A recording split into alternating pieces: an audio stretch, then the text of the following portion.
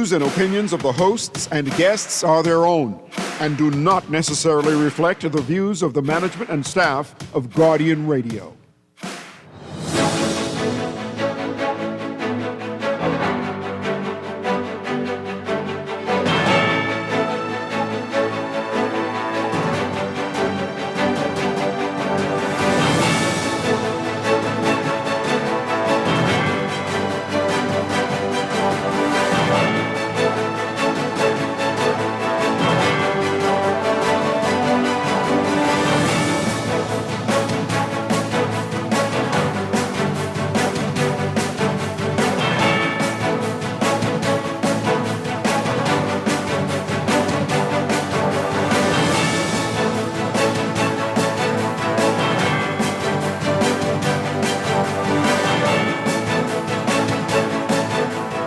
Good morning.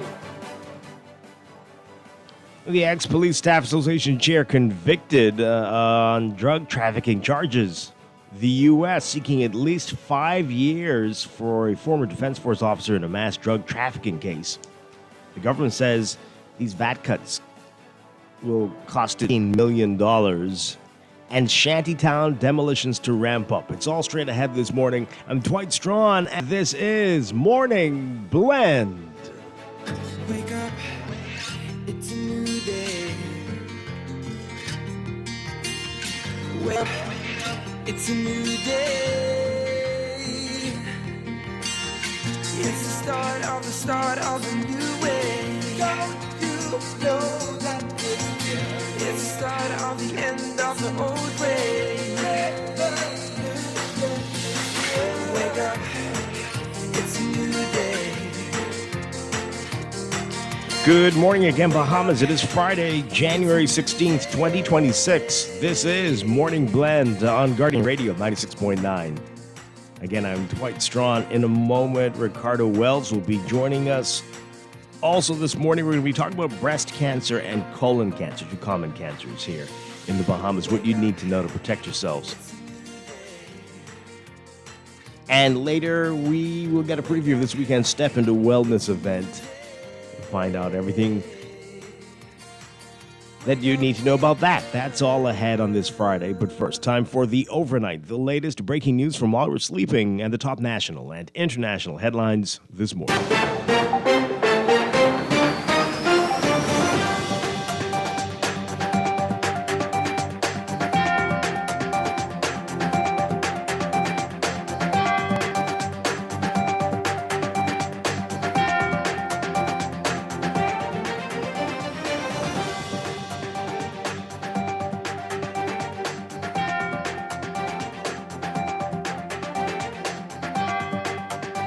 In the overnight, former Police Staff Association Chairman, Assistant Superintendent of Police Sonny Miller is behind bars as he awaits sentencing for his role in a drug trafficking scheme. Acting Assistant Chief Magistrate Shaka Serville will hear sentencing arguments on February 25th. Thursday, Serville convicted Miller of 10 counts concerning the seizure of 72 kilos of cocaine and 15 kilos of marijuana on June 7th, 2022 in Acklands. Miller was the officer in charge of Acklands, Crooked Island, and Long Key when prosecutors say he assisted two Colombians in bringing the contraband into the country.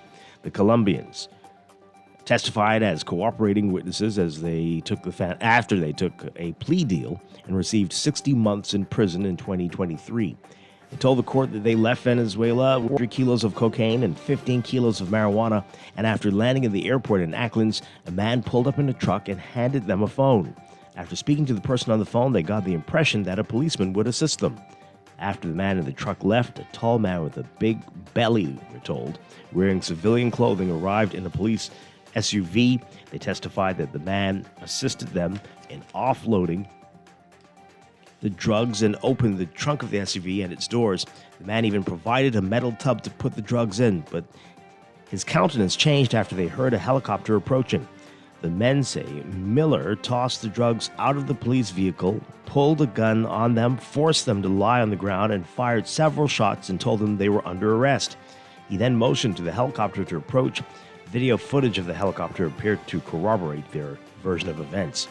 Miller left the scene twice after the helicopter landed with DEU and DEA officers, supposedly to get handcuffs and gloves for his colleagues. In his testimony, Miller said he saw the plane when he went to check the airport on his way home. He said that he saw two Caucasian men, and when he approached them, they asked him for a room. Miller said he called an officer and asked if he had any rooms available, but he claimed he walked away from the men and told the officer to come to get them from the airport. Serville said that he found Miller's testimony incredible and he accepted the evidence of the Columbia prosecution witnesses. Miller was convicted of possession of marijuana with cocaine with intent to supply, conspiracy to possess drugs with intent, conspiracy to import drugs with intent to supply, drug importation and abetment to import drugs. Assistant Director of Public Prosecutions Terry Archer and Shanika Carey were the prosecutors. Miller represented by Bjorn Ferguson. Meanwhile, prosecutors in New York have suggested that Darren Alexander Roker, a former Defense Force officer accused of playing a major role in a conspiracy to import cocaine to the United States, should serve a prison term of no less than 5 years. In a letter to Judge Gregory Woods, the United States Attorney for the Southern District of New York, said the sentence imposed on Roker should send a clear message to other police and government officials who may be considering a similar path, and that such conduct will not be tolerated. Roker, a former Defense Force Chief Petty Officer, faces a max sentence 20 years behind bars for his participation in the conspiracy. He originally pleaded not guilty when he appeared in a New York court, but changed his plea to guilty last October. Last December, Roker's attorney petitioned the court to give his client a lenient sentence, revealing that he is terminally ill with aggressive prostate cancer.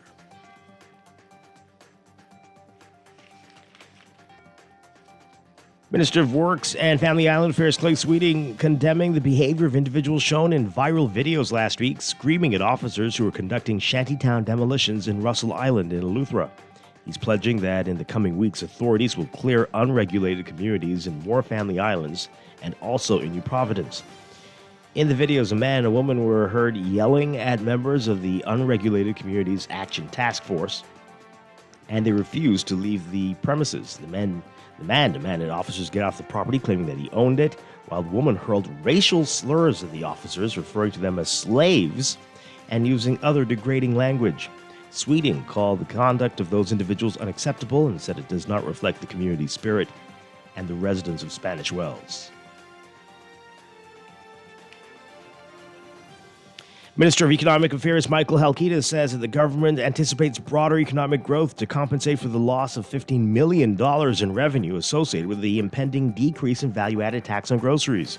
Premier Philip Davis announced in a national address on Monday night, sold in the grocery stores will be slashed from 5% to 0% as of April 1st.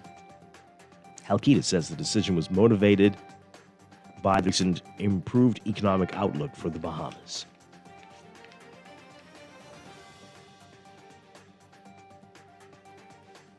And Prime Minister Philip Davis says that Tribune publisher Robert DePuch-Caron, who was seeking the PLP's nomination to run in Mical, did the honorable thing by withdrawing.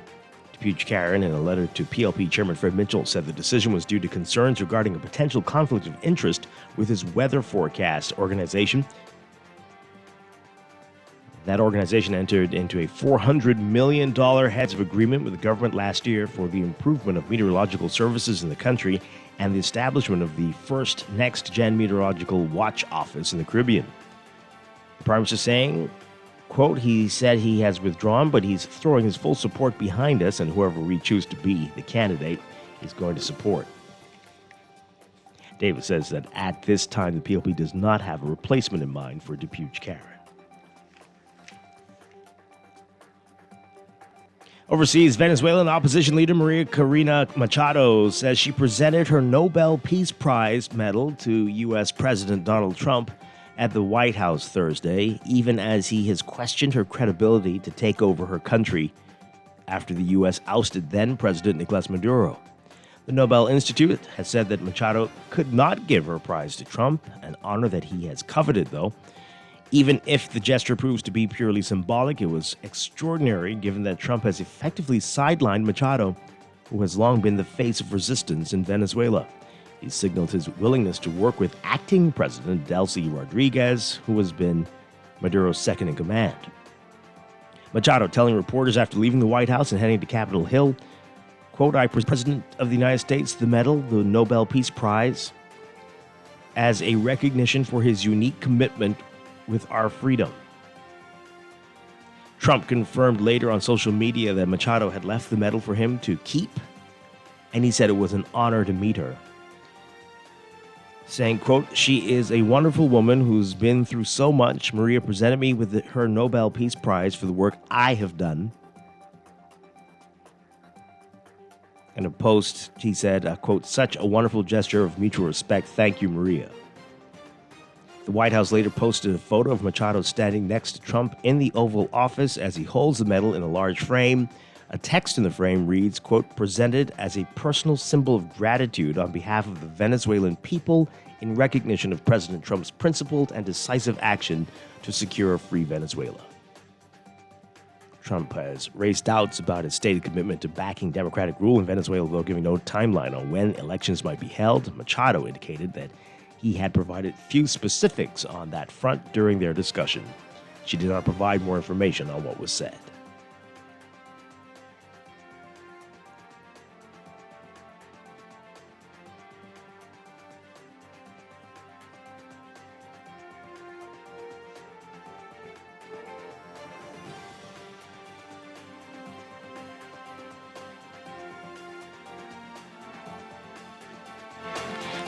And after weeks of escalating tension, U.S. and Iranian officials facing each other Thursday at the UN Security Council, where America's envoy renewed threats against the Islamic Republic despite President Trump's efforts to lower the temperature between the two adversaries.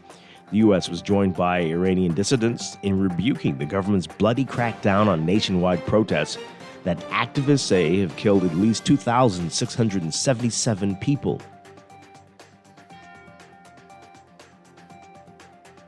U.S. Ambassador to the UN, Mike Waltz, telling the council, quote, "Let me be clear, President Trump is a man of action, not endless talk like we see at the United Nations. He has made it clear that all options are on the table to stop the slaughter, and no one should know that better than the leadership of the Iranian regime." Waltz's remarks coming as the prospect of U.S. retaliation for the protesters' deaths still hung over the region, though Trump signaled a possible de-escalation, saying the killing appeared to be ending. By Thursday, the protests challenging Iran's theocracy appeared increasingly smothered, but the state-ordered internet and communication blackout remained.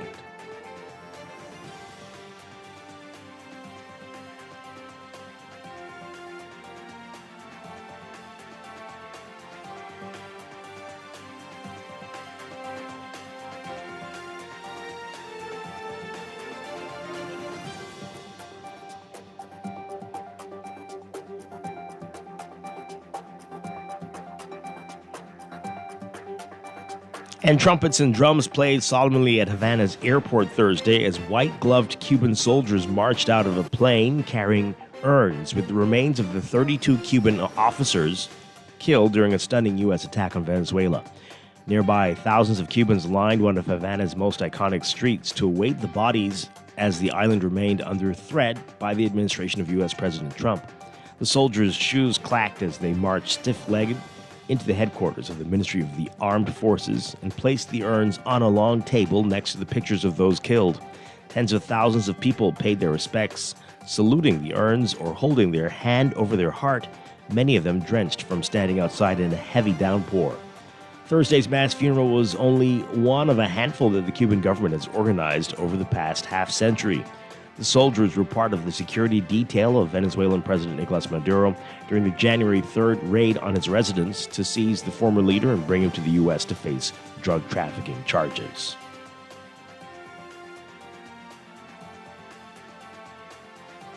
And Uganda's president, who has ruled the country for 40 years, had an early lead today in a tense presidential election marred by an internet shutdown, voting delays, and opposition allegations of massive ballot stuffing and detentions by security forces. Provisional results from half of the polling stations tallied so far showed President Yoweri Museveni with more than 70% of the vote, while his main challenger, opposition leader Robert Kyagulanyi, a musician turned politician best known as Bobby Wine, was said to have 19%. The 81-year-old Museveni has served the third longest tenure of any African leader and is seeking to extend his rule into a fifth decade. The aging president's authority has become increasingly dependent on the military, which is led by his son.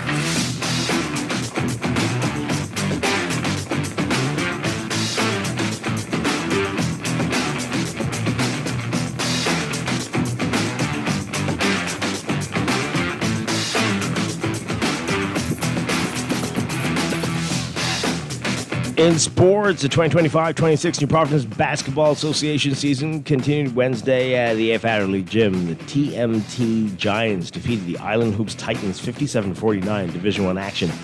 And the Your Essential Store Giants, the league's Division II champions, dished out an emphatic 95-52 beatdown of the Cybertech Blue Marlins in Division II. Read more about that in today's Guardian Sports section. And Bahamian junior golfer Aidan Grosby will have the opportunity of a lifetime as he gets a chance to compete at the Bahamas Great Abaco Classic, the second event of the coveted 2026 Corn Ferry Tour. The golf event is set for January 18th through 21st at the Abaco Club on Winding Bay, Great Abaco. The 16-year-old is the youngest Bahamian to ever qualify for the Classic, doing so in an exemption tournament qualifier. Additionally, he's the second youngest golfer to qualify for an event on the Corn Ferry Tour, following in the steps of American Miles Russell. More on that in today's Guardian Sports section as well. For Major League Baseball, Kyle Tucker has agreed to a $240 million four-year contract with the Los Angeles Dodgers, according to a person familiar with the deal, speaking to the Associated Press. This is bolstering the team's chance for a third consecutive World Series championship. Tucker can opt out of the deal after years 2 and 3. Tucker's $60 million average annual value would be the second highest in baseball history without factoring in deferred money, behind Shohei Ohtani's $70 million in his 10-year deal with the Dodgers that runs through 2033. Tucker becomes the latest accomplished veteran scooped up by the deep-pocketed Dodgers, who will have 7 of the major's 29 biggest contracts by average annual value in 2026. LA's previous big move of the offseason was signing former New York Mets closer Edwin Diaz, widely considered to be the best reliever on the free agent market, to help bolster their subpar bullpen. And an investigation into a sprawling betting scheme to rig NCAA and Chinese Basketball Association games has ensnared 26 people, including more than a dozen college basketball players who tried to fix games as recently as last season. That's according to U.S. federal prosecutors.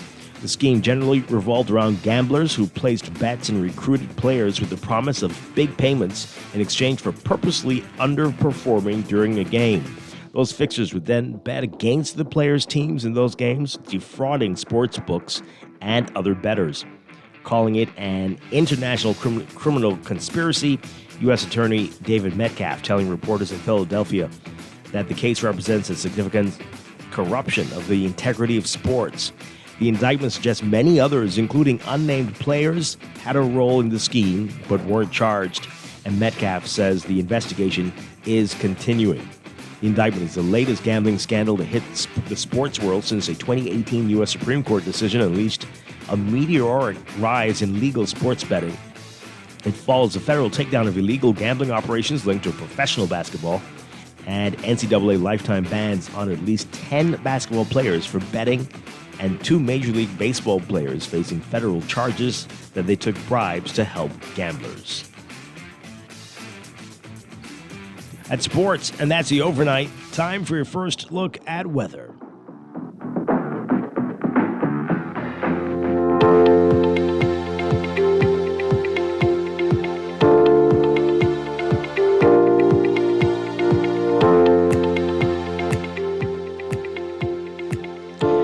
In your weather for today, brought to you by Star General, we've got that strong cold front.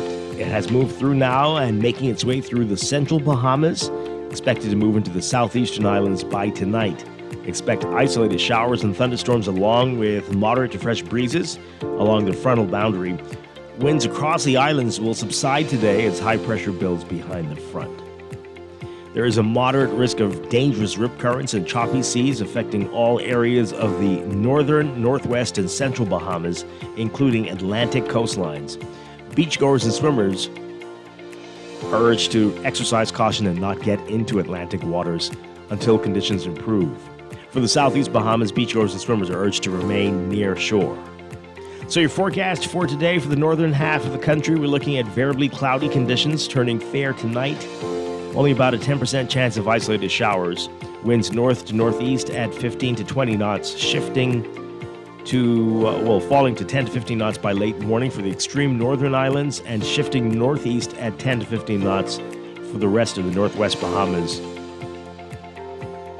For the central islands and the southeast Bahamas, you're looking at partly cloudy conditions with a 20 to 30% chance of isolated showers and possible thunderstorms. Winds northeast to east at 15 to 20 knots, with higher gusts falling to 10 to 15 knots by later today for the central islands. North to northeast at 15 to 20 knots, occasionally falling to 10 to 15 knots in some areas. Temperatures today in the northern half of the country behind that front. We are going to see high temperatures only in the mid to upper 70s. So between 24 and 26 Celsius. Overnight lows tonight getting down to the low to mid 60s. Between about 18 to 20 Celsius.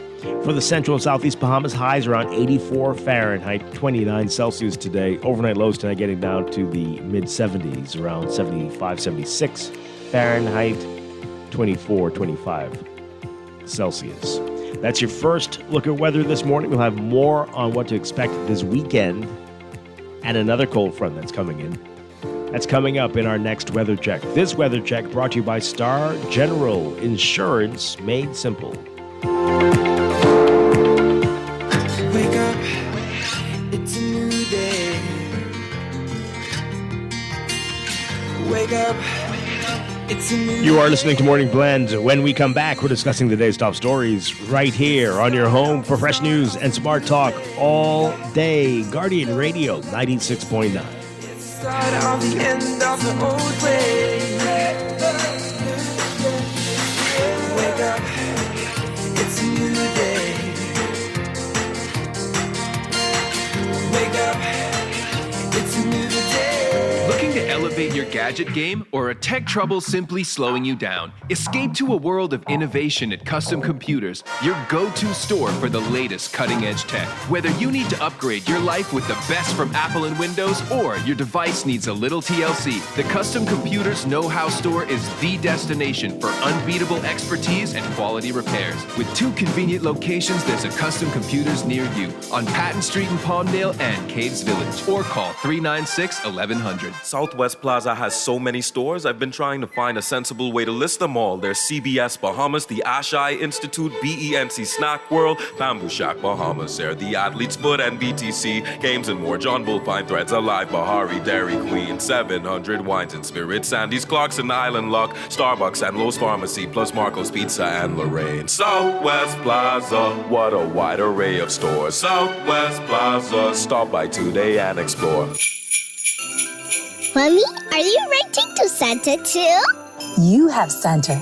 I have CIBC Caribbean. CIBC has sweetened the season, so you can bring your holiday dreams to life and wrap a new home or land with incredible cashback deals. Plus, your approved loan gives you a chance to win up to US $5,000. Apply now at www.cibccaribbean.com/sweeten the season. Terms and conditions apply. No one likes a fender bender. Oh, man. From a little scratch to a full mashup, NUA Insurance has got you covered with auto insurance tailored to fit your needs and budget. For affordable rates with free on-site accident assistance, visit us online or in branch and just ask us. NUA Insurance. Ask us because we've got you covered. Looking for insurance that fits your lifestyle and your budget? At Star General Insurance, we've got you covered. Whether it's motor insurance with flexible options for third-party liability and comprehensive coverage, or commercial insurance products that protect your business, we have choices you can afford. Own a home or renting?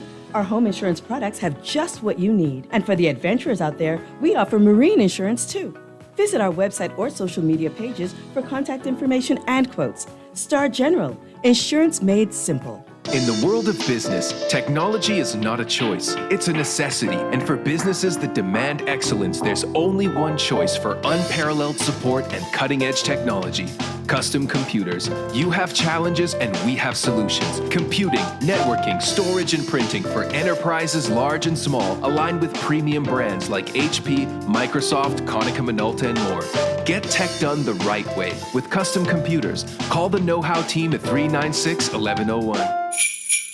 'Tis the season for dreams to come true. There's Santa for the kids and CIBC Caribbean for you. Whether it's a house, land, vehicle, or upgrading your home, CIBC Caribbean can support your dreams with the financing you need. Enjoy incredible cashback deals with mortgages and land loans. Plus, your approved loan gives you a chance to win up to US $5,000. Apply now at www.cibccaribbean.com/sweeten the season. Terms and conditions apply. Wake up, it's a new day. Wake up, it's a new day. It's the start of a new way. Don't you know that it's the start of the end of the old way. Wake up, it's a new day. Wake up, it's a new day. Welcome back to Morning Blend on Guardian Radio 96.9. We are streaming live on GuardianTalkRadio.com and on the Guardian Radio app for smart devices. We're also on your televisions on Cable Bahamas Channel 969 and BTC Flow Channel 612. You can tweet us at MorningBlend969 or Facebook us, Facebook.com/MorningBlend969. Text us 422-4796. Standard text rate supply. Once again, I'm Dwight Strachan. Joining us, Ricardo Wells. Ricardo, good morning. Good morning. Thankful to be caffeinated this morning and up early. You're right. Good to see you. Happy New Year. Same to you. All right, so we've got a lot to talk about this morning, a lot to get to. We're going to be talking about cancer today, breast and colon cancer, two big issues here in the country. What you need to know, we're going to get into that today. Later, we promised you this yesterday, we'll get to it today. Step into wellness, we get the details about this event coming up this weekend. That's all ahead, but we got a lot more to talk about right now in the news.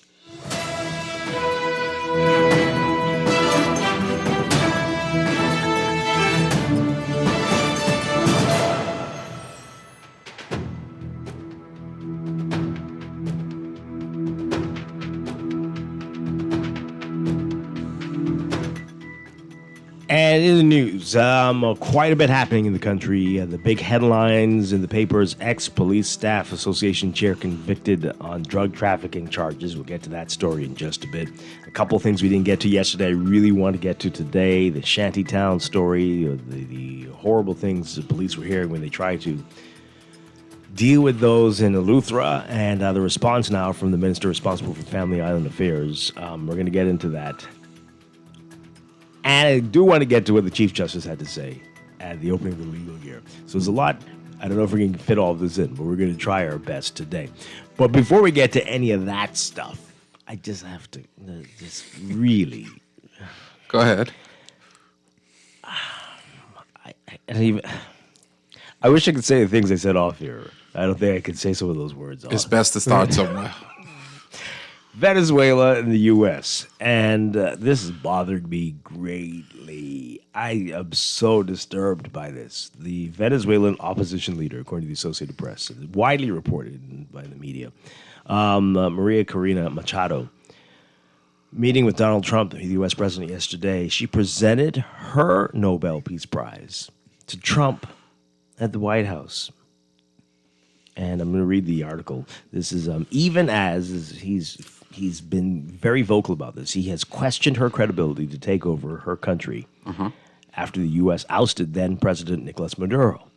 The Nobel Institute has said Machado could not give her prize to Trump, an honor that he has coveted.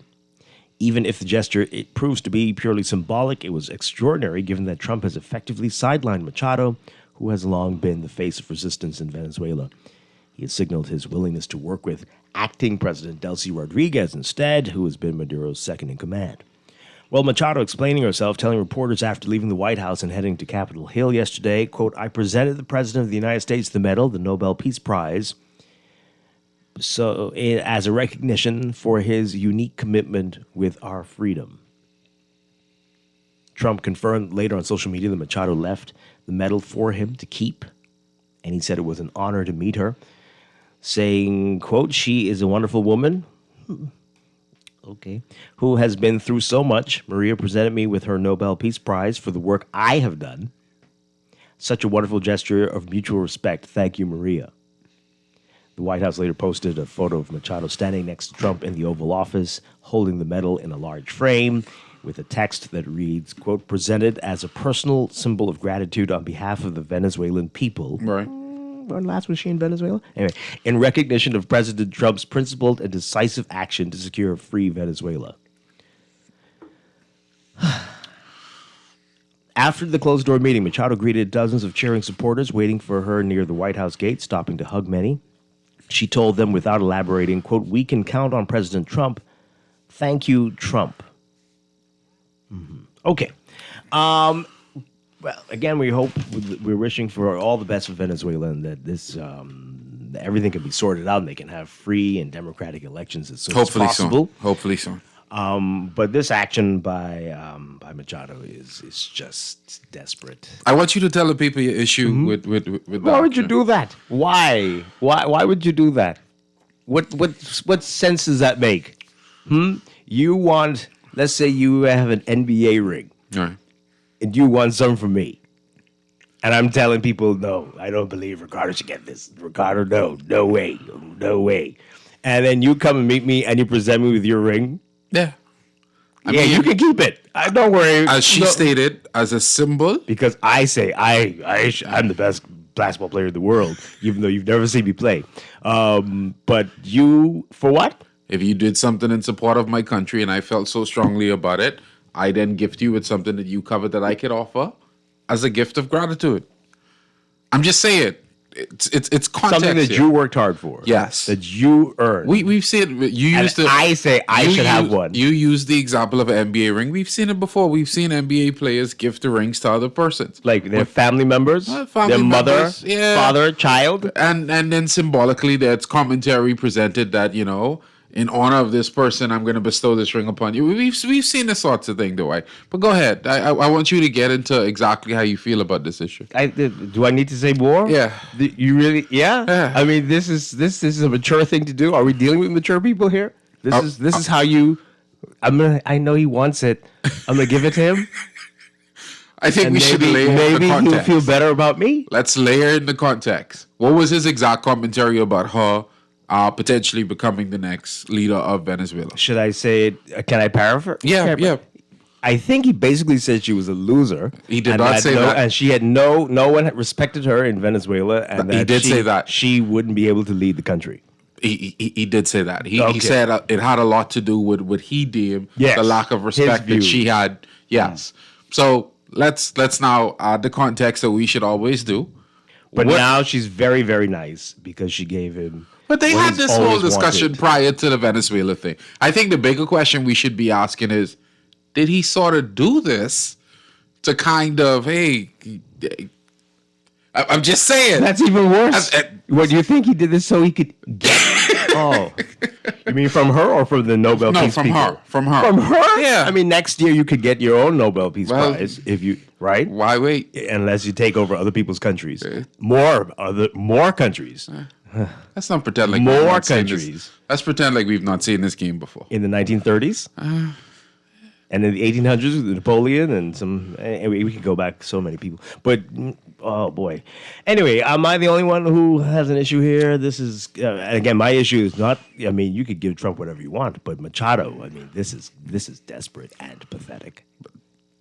It's cringeworthy. It makes my skin crawl. I mean, why would you do this? See, now you're coloring in your personal feelings on the matter. This is what this is. Yeah, sure. I mean, I'm just saying. But when we hold it in context, it's something that he's coveted. What does that mean? She said prior to this, Greenland too. So what? If you want, let the discussions begin. So let's let the discussions begin. Oh my God, we're in 2026, Dwight. Let's stop pretending like we don't know what these world issues actually are. We see what's happening. He's long talked about this. The shock look on your face is amazing. A Nobel Peace Prize? The Nobel Peace Prize. He's long talked about Greenland. So we know what we know the process that's underway. Go ahead. Let's go to the phone line really quickly because we want to get to what's happening here. But I just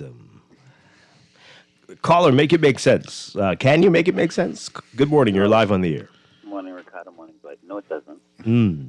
I appreciate Ricardo playing devil's advocate. I don't think he is. I'm gonna give him the benefit of the doubt that he's playing devil's advocate. Well, I hope so. Listen, this Machado lady is exactly an example of what is wrong with the. Okay. We missed the word. It broke up at that exact moment. What is wrong with the whole system?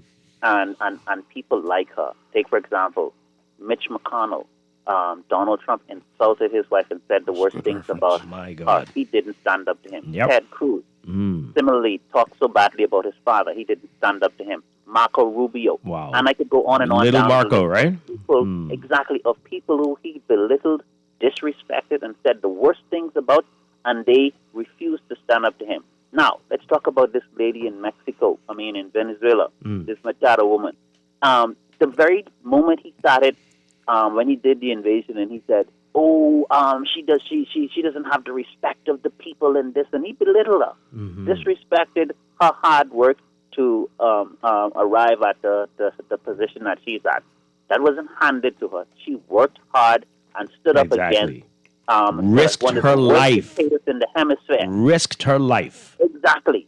And to come this far and take all the values that represent, all of the good qualities, because there's a saying that goes, Dwight, says that of all the virtues a man or woman can have, if you don't have courage, all the other virtues are not.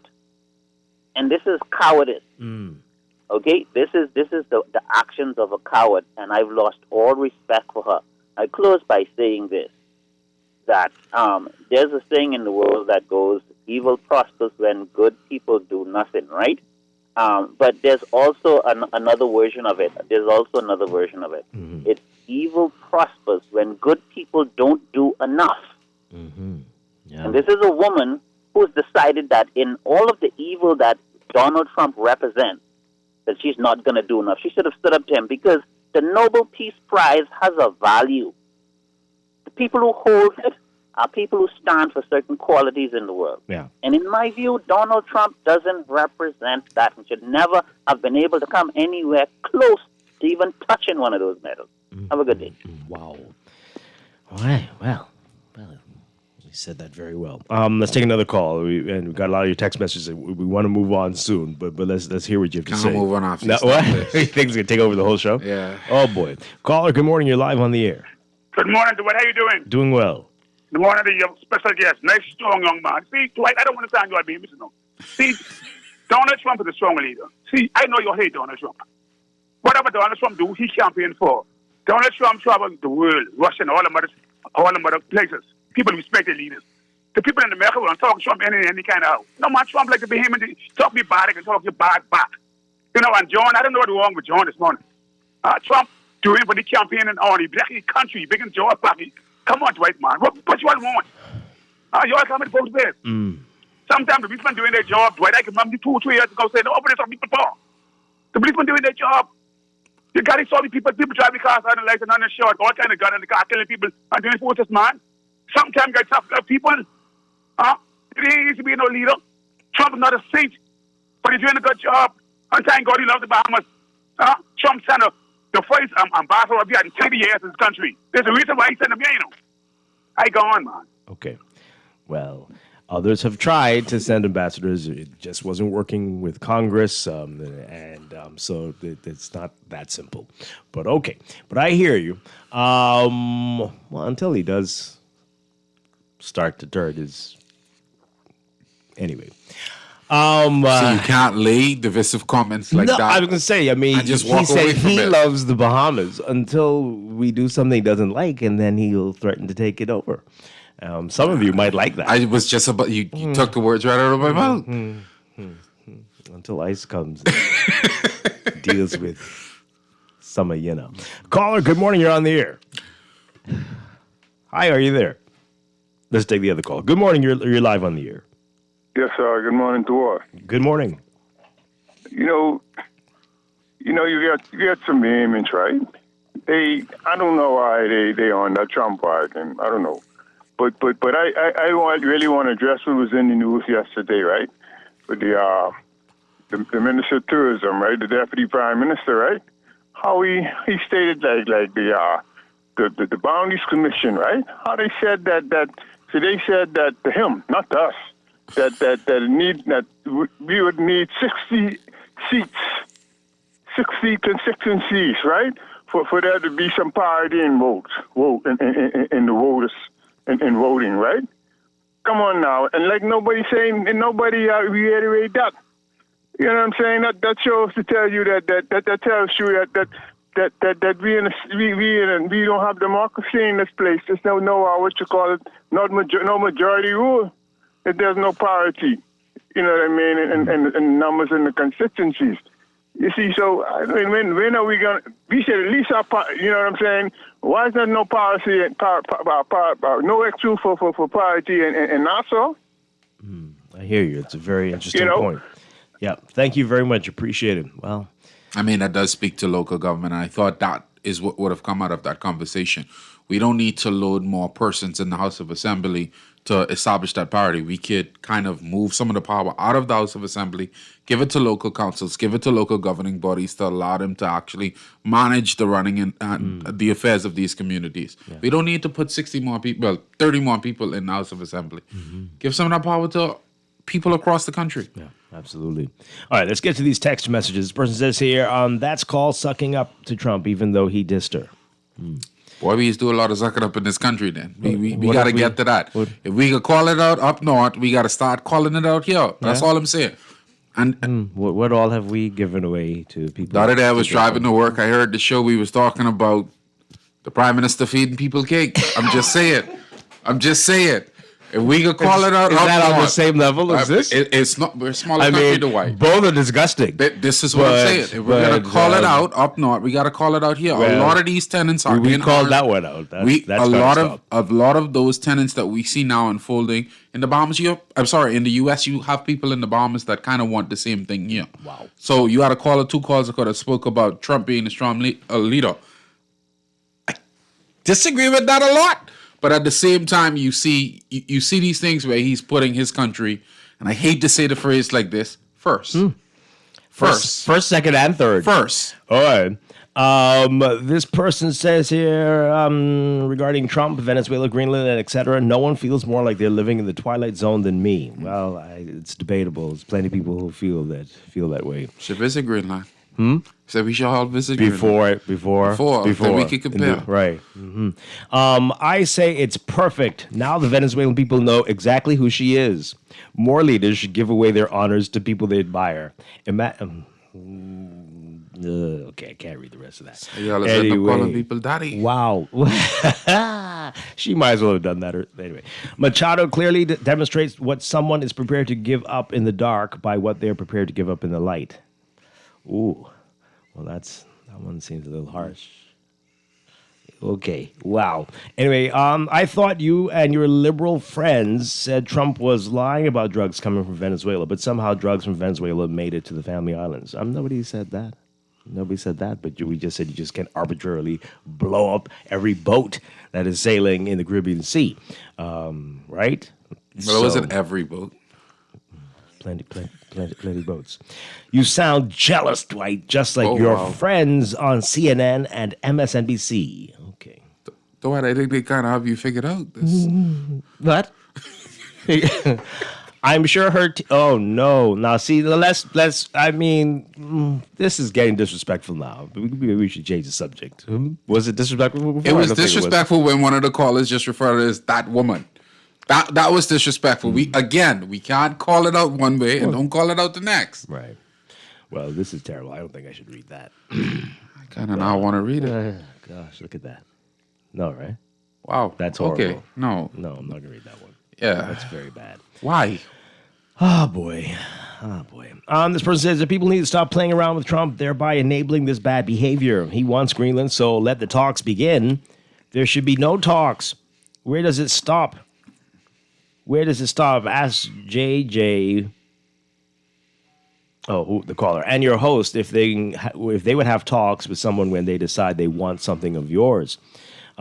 Should we have talks with the squatters and the illegal migrants? I have those kind of conversations every time I walk into business establishment. They want my money. I want their product. It's not the same thing. It could be. It's not the same thing it at all. It could be. What? It could be. How? How could you see that as the same thing? I mean, before we had all of this currency conversation, there was a barter system. Just say it. That's how countries were once built. That's not where we are now. That's not what? And this final text. She submitted a rare and beautiful thing. And they've submitted like we sticking with this very okay. big in caps. Wow. One more call and we gotta move on because this is gonna get it's like uncomfortable. Caller, good morning, you're on the air. Yes, good morning to you both this morning. Good morning. Good morning to you both. Grammy boy here. Let me tell you something. Grammy always used to tell you when he was small, if somebody say this about your brother or your mommy or you say that, words can never really hurt you, you know. It's the action. That woman is a sensible woman. What word, Dwight, you all know out there? What kind of word do you think this is? You think this is a fair word? No, sir. When you see fellas like Donald Trump, them, regardless of what you think about them, get where they are, you better know your role. That's what they tell you. They see it in open. You heard what Donald Trump tell that woman when she took office, or that lady, when she took office the other day, if you don't do by the rules, you'll be worse off than the one we just carried. That woman is a smart woman. I don't blame her to give him too. You understand me? To give him too. And Bob Marley also told you the scriptures. He who fights and run away, live to fight another day. Thanks for taking Grammy Boycott. Okay. We feel that way when whoever has the power to do it I think you says should to our really- leaders, we want your providence and all the people who live on it. I think you should I hope really we have a feel show the same way. on global politics. Have a show. There's a lot of education that needs to happen across the board. You should dedicate a show to global politics, Dwight. You mean like a whole show by A itself? whole show. No, you mean not A whole just show. not just Just morning trying chat, to like a educate show our every wa- day that talks about it. Yes. We need to start understanding geopolitical issues. It's quite clear that it isn't resonating across the board. Wow. I'm struggling to understand some of your callers. Something needs to change. Or something changed. We aren't speaking English anymore. Well, maybe it is English, but we just don't understand that part of it. I don't know. But hey, differences of opinions. Okay. Hey, one more. We got to move on. This really will take over the whole show. Caller, good morning. You're on the air. Are you there? Hi, good morning. Good morning. How you doing? Doing well. That's good. Hey, Dwight. Hello? Yes, sir. Yeah, it'd be good for you to keep Trump's name out your mouth, causing our shit for the bottom of your sissies, man. Okay. All right. Let's see. This is the problem. These are the supporters of this is how they are. Thank you for that call. Everybody in the Bahamas heard how clownish you are. All right. So let's move on. Ex-police staff association chair convicted. Going from out of the frying pan into the fire. Yes. Well, this is apparently how some people like it around here.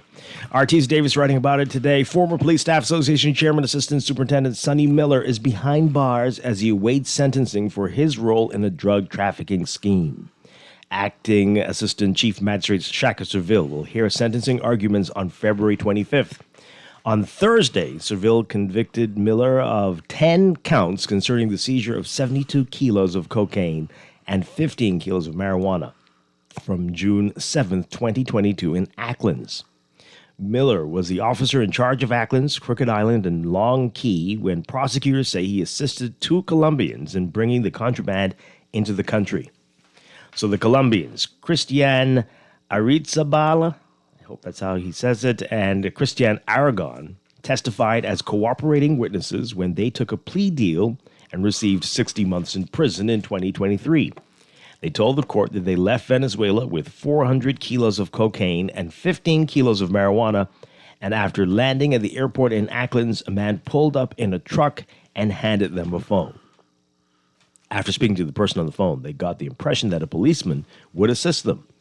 After the man in the truck left, a tall man with a big belly wearing civilian clothing arrived in a police SUV.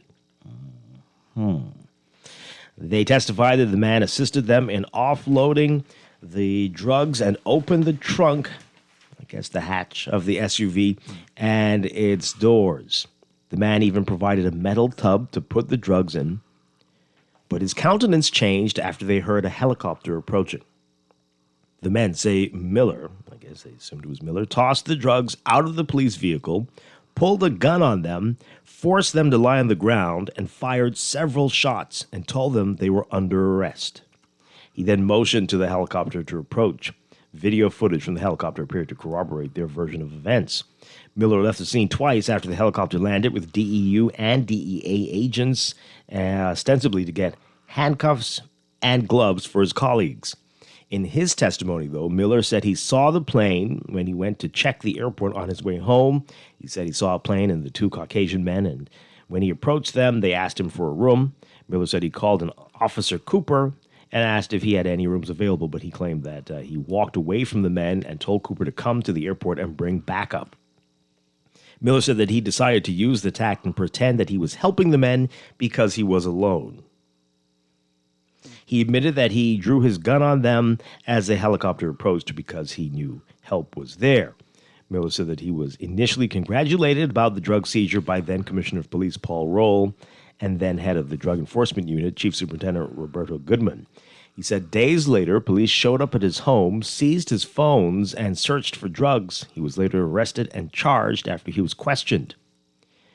Now, Serville said that he found Miller's testimony incredible and he accepted the evidence of the Colombians and other prosecution witnesses.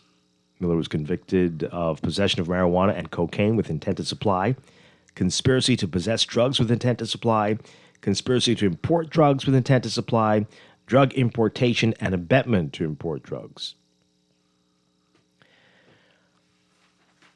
Wow. So much to unpack there. That's a lot. That's a lot.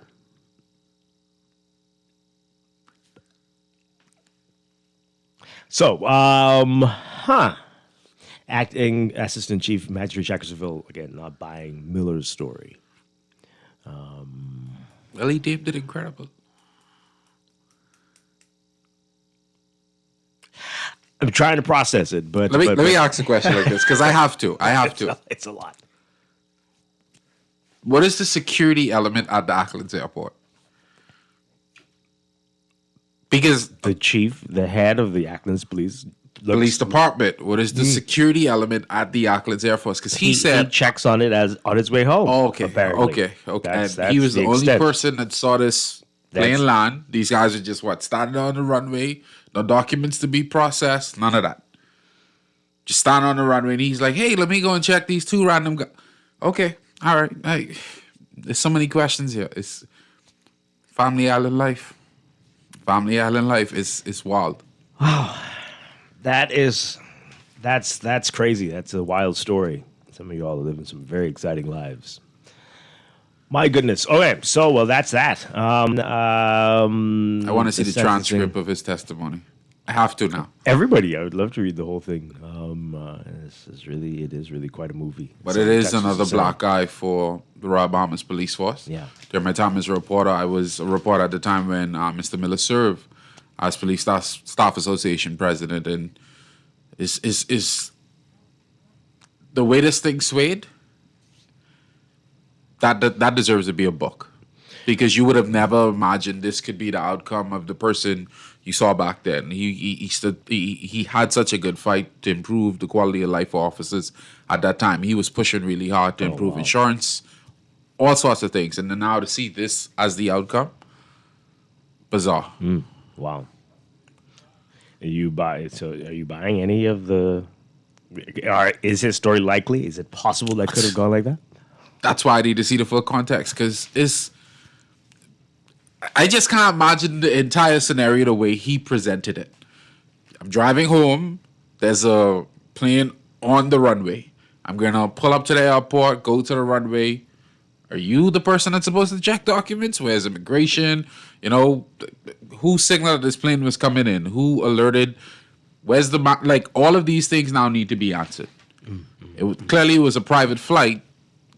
Wouldn't air traffic control say, hey, this plane is coming? All of these things need to be answered. Yeah.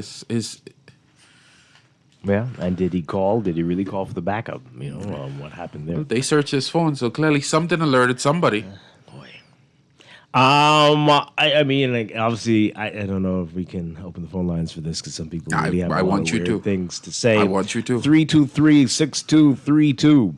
325-4316. Got a lot of people who suddenly like to testify when you open the phone line. Have you ever been to Auckland? Have you I've not been to Auckland, okay. no. Because the airport is, like, the way it's positioned, you don't drive past the airport to go home. You can see tidbits of the runway from the main thoroughfare. So it's like, anyway. He might have a home in a new place.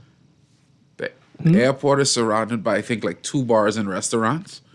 So you would have to come, like, anyway. Like to see the full transcript. Wow.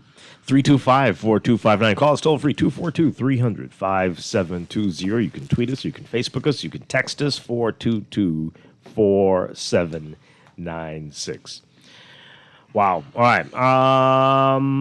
Some text messages. This person says here. Yeah. Okay. The person's asking, well, why did that person mention Venezuela? Because these were Colombians. Yeah, well, they said that they got the drugs. They said they got the drugs from Venezuela.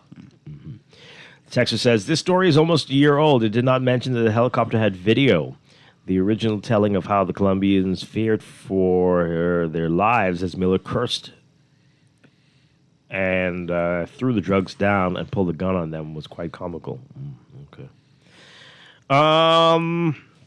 Dwight, are some Bahamian men under the false belief that if they speak in support of Trump, that Bahamian women will view them as tough, smart, strong? Because it's actually doing the opposite. I don't know if that comes into their thinking. I don't know. They sound very stupid. Wow. Okay, the rest of it I'm not going to read. Wow. Dwight, you need to study geopolitics. The U.S. got Alaska, Hawaii, Puerto Rico, the Philippines, Guam over the last 100, a little more than 100 now, years. So trying to get Greenland is no different, or it's only a problem because it's Trump this time. I mean, if the people want to go, that's a different story. They don't want it. They don't want it. Would you say that for us? If somebody says, I really want Abaco, and I'm going to take it no matter what. And the people say, no, we don't want you to have Abaco. You can say, well, that's too bad. They're a big country. Take it. Because that's how it's been all in the history of mankind. Big countries take what they want. What are you saying?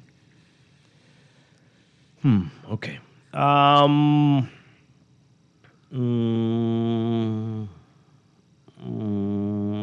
not understanding this text. Okay, a lot of strange text there. Okay. Ricardo showed me the airport. So, I mean, couldn't you drive that way to go home?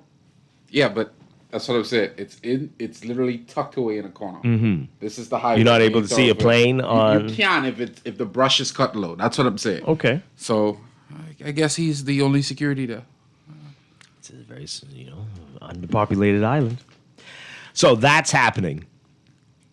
While this is happening, the prosecutors in New York have suggested that Darren Alexander Roker, a former Royal Bahamas Defense Force officer accused of playing a major role in a conspiracy to import cocaine, case in the United States should serve a prison term of no less than 5 years. Right?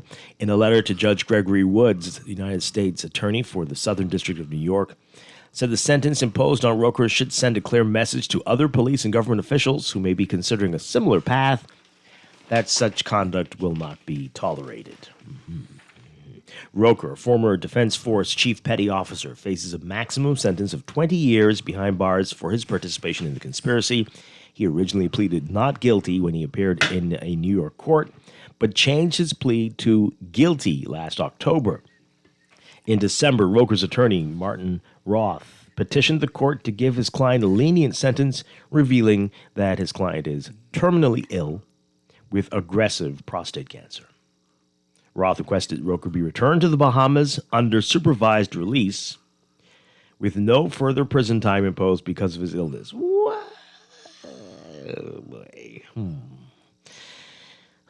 In a sentencing recommendation filed on Wednesday, the district prosecutor said given Roker's medical prognosis, a 20-year sentence is not appropriate, nor is the time served sentencing requested by Roker.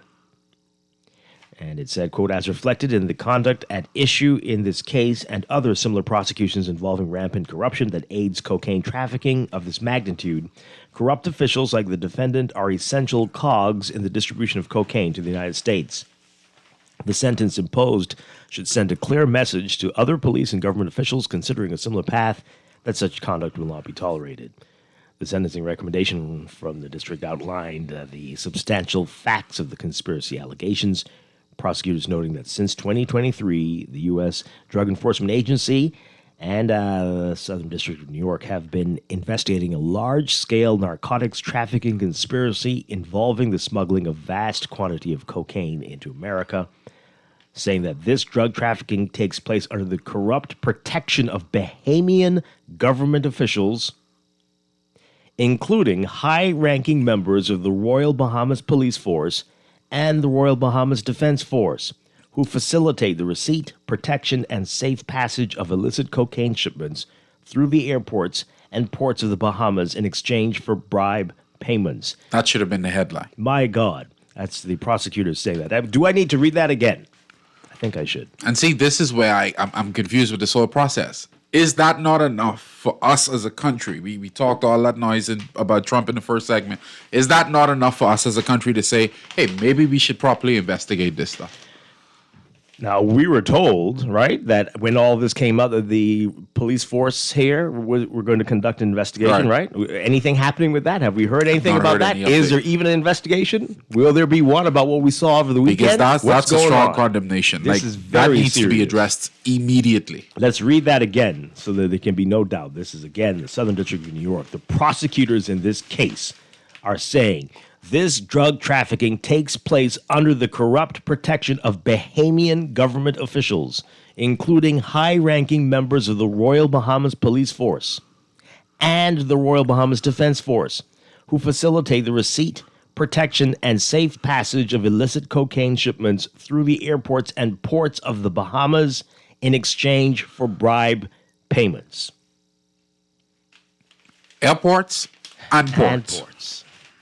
High-ranking. Again, I ask, what is the security mechanism at the airport in Accolades? As we speak, right now, what has been updated? What has been improved? You know the answer. Okay. Prosecutors say during the investigation, confidential sources have engaged in extensive talks with the defendant and his co-conspirators regarding cocaine smuggling into and through the Bahamas for eventual transport into the U.S. Roker facilitated maritime drug trafficking by using his official position to, among other things, obtain sensitive information about law enforcement operations conducted by the U.S. Coast Guard. Wow. And the trilateral counter-narcotics program called OPBAT, Operation Bahamas, Turks and Caicos. OPBAT was designed to police drug trafficking operations through 100,000 square miles of ocean in the Caribbean. The prosecution said that around August 2024, confidential sources were coordinating with Colombian drug trafficker and Roker co-defendant Luis Fernando Orozco Toro to negotiate smuggling a shipment of approximately 900 to 1,000 kilograms of cocaine from South America to the U.S. via the Bahamas. Prosecutors say Roker joined a meeting in or about October 2024 involving other defendants and confidential sources during which they discussed the logistics of trafficking the cocaine. During a second meeting around November 6, 2024, Roker allegedly explained he could provide the confidential sources with information regarding the location of U.S. Coast Guard and Defense Force vessels and give advance warning of potential interdiction operations. Roker also allegedly said he could delay the arrival of Defense Force cutters to allow traffickers to escape detection. During that meeting, Roker also accepted a $20,000 bribe. Wow, and he pleaded guilty to this, folks. I just want to call back to this point made by the initial caller when we had the Venezuelan conversation. Bad things happen when good people do nothing. If you could call it out up north, we have to call it out here. Yeah. These are the systems that we control. We can't criticize results when we don't control our own systems. We have heard nothing from any of these officials on what they've done since all of this came to light more than a year ago now. Nothing. Not a peep. We expect to hear something at will we? We hope that the commissioner will speak when the traditional beginning of the year outlook at what's going on. Too much going on for them to respond to this? Yeah, right. We don't hear anything else but what you're saying about this. Gotta feed Same cake. thing about the Same thing about the Defense Force. Boy, I tell you. Wow. So he accepted the $20,000 bribe. In making their sentencing recommendations, the prosecution highlighted the seriousness of Roker's alleged crimes and the harm caused to American communities due to the large amount of cocaine being shipped through the Bahamas. Dwight, everything in the back end of this story, it puzzles me as to why there has not been a proper investigation, why there's not been a call for a commission of inquiry. Just the sentiments presented there is enough for us to move forward with that. Yeah. For prosecutors in New York to just hint at government involvement, top brass of the Royal Bahamas Police Force, that's enough for us to say, hey, okay, let's really look at this.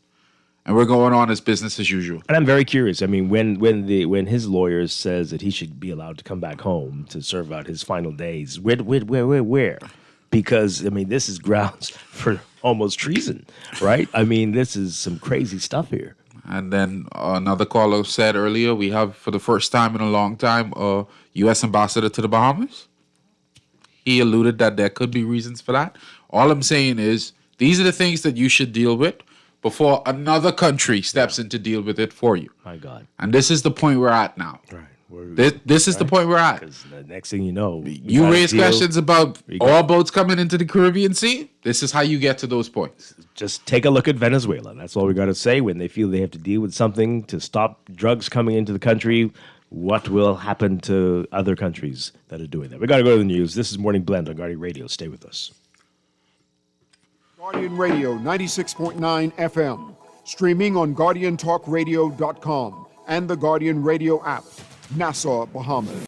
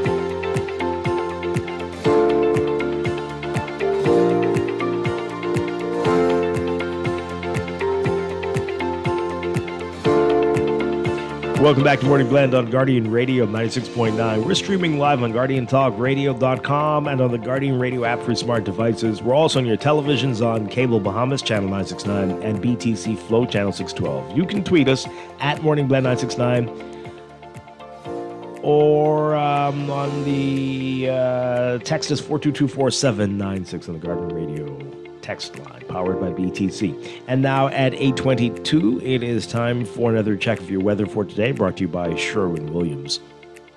So we've got a strong cold front that's racing through the central Bahamas today and into the southern islands by tonight. Expect showers and thunderstorms along the frontal boundary with moderate to fresh breezes. Winds across the islands will subside today as high pressure builds behind the front. Now, that frontal boundary is expected to weaken and dissipate by tonight or tomorrow morning, leaving behind cooler temperatures. Saturday, weak troughing across the central islands will enhance showers over the northwest and central Bahamas through the weekend. Another cold front is going to move into the area by late Sunday or early Monday, and that's going to bring another round of gusty winds and cooler temperatures along the northern islands before stalling and fizzling out across the central Bahamas by midweek.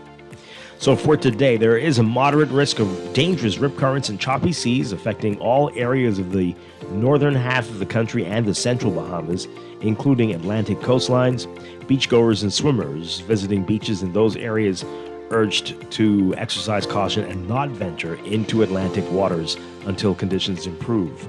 For the southeast Bahamas, beachgoers and swimmers are urged to remain on shore.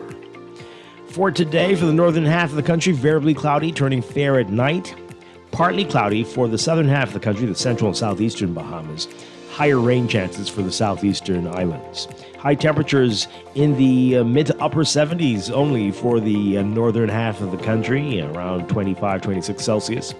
Overnight lows tonight getting down to the low to mid 60s, about 18 to 20 Celsius. For the central and southeast Bahamas, highs around 84 Fahrenheit, 29 Celsius today. Overnight lows tonight in the low to mid 70s, or about 23, 24 Celsius. For your weekend, Saturday, for the northern half of the country, cloudy to overcast and partly cloudy for the central and southeast Bahamas. Still a 20 to 30% chance of showers for all areas. By Sunday, again, mostly cloudy for most areas, or a mix of sun and clouds for the southeastern islands. An elevated chance of showers for the northern half of the country, about 30 to 50% chance of showers with possible thunderstorms, decreasing by late Sunday night. By Monday, variably cloudy, turning fair at night for the northern and northwest Bahamas, partly cloudy to cloudy for the central and southeast Bahamas, and partly sunny by Tuesday. That's your Morning Blend weather check, brought to you by Sherwin-Williams. Are you looking to paint? Well, Sherwin-Williams has your top quality paints, expert advice, and everyday discounts to help you save only at Sherwin-Williams.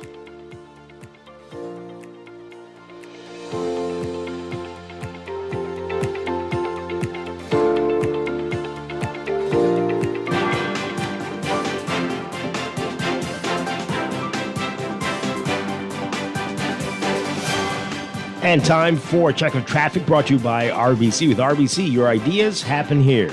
In your real-time traffic, we got a number of hotspots to tell you about. We've got Independence Drive seeing very heavy traffic both directions, east and westbound right now, between the roundabouts of East Street and Blue Hill Road. You might want to try Robinson Road as an alternate route, or maybe Soldier Road. But Independence Drive not looking good right now. And Blue Hill and East Street also seeing very slow-moving, heavy traffic, mainly northbound, especially near Soldier Road for both of them. And Soldier Road is going to be busy for you eastbound to that intersection with East Street. Soldier Road is going to see slow-moving traffic again once you get closer to Windsor Place, both directions. And once you get north of the Prince Charles Robinson Road intersection, Soldier Road seeing some slow-moving northbound traffic straight through to Village Road, through that intersection with Bernard and Wolf. Robinson Road, heavy traffic from Soldier straight up to Old Trail, mainly westbound there, and Prince Charles Drive, slow-moving westbound traffic, especially near the major intersections. Eastern Road also slow-moving westbound traffic from just east of Fox Hill Road to about Johnson Road. And of course, Mile Butler Highway, heavy traffic for you from Fire Trail straight up to Tonic Williams Darling Highway. 6-Egger Roundabout also seeing issues if you are on the John F. Kennedy Drive side, especially, and near Bethel Avenue northbound. Those are your hot spots. That's your real-time traffic. Brought to you by NUA Insurance Agents and Brokers. Whether you're on the road or planning your next move, they've got you covered. Visit NUAinsurance.com for an instant motor quote or stop by your nearest branch today.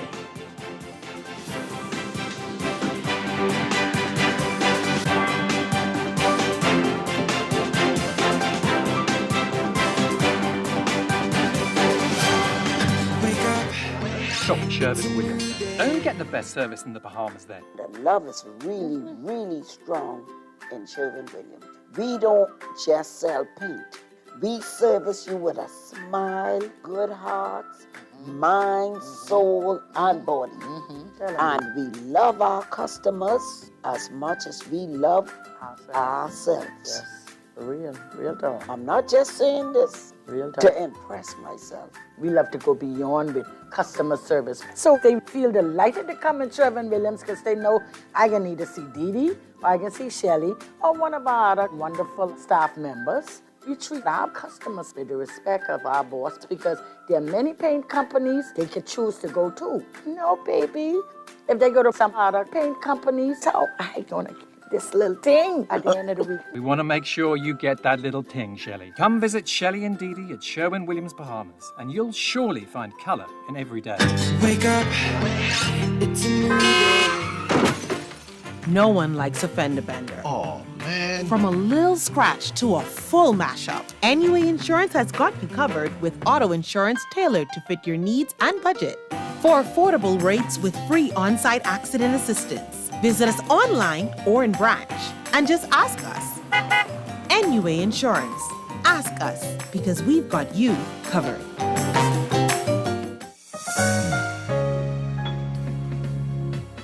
Put more money back in your pocket with the Fidelity Debt Consolidation Loan. Why pay more when you can pay less? Reduce your monthly debt payments down to one low, easy payment. Apply for a Fidelity Debt Consolidation Loan today. Call 356-7764. Fidelity, we're good for you. Screws and Fasteners World, Balfour Avenue and Palm Beach Street, has those hard-to-find fasteners for you right now. You can find stainless steel regular hex, carriage bolts, galvanized bolts, threaded rods, nails, self-tap screws, sex bolts, anchor bolts, turnbuckles, masonry tools, hand tools, and weed whacker strings. Check out the rope selection and car body fasteners, too. Special orders are welcome. It's your #1 fastener store. Screws and Fasteners World, Balfour Avenue and Palm Beach Streets. Call 326-1976. This is Guardian Radio 96.9 FM. Streaming on GuardianTalkRadio.com and the Guardian Radio app. Nassau, Bahamas.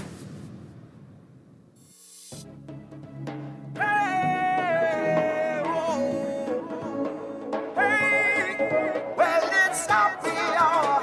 Besides, it's in the place that we come in with power. All hands in the air.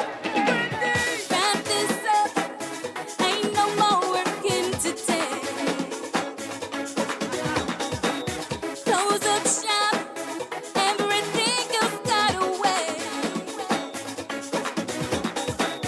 Let's drink up.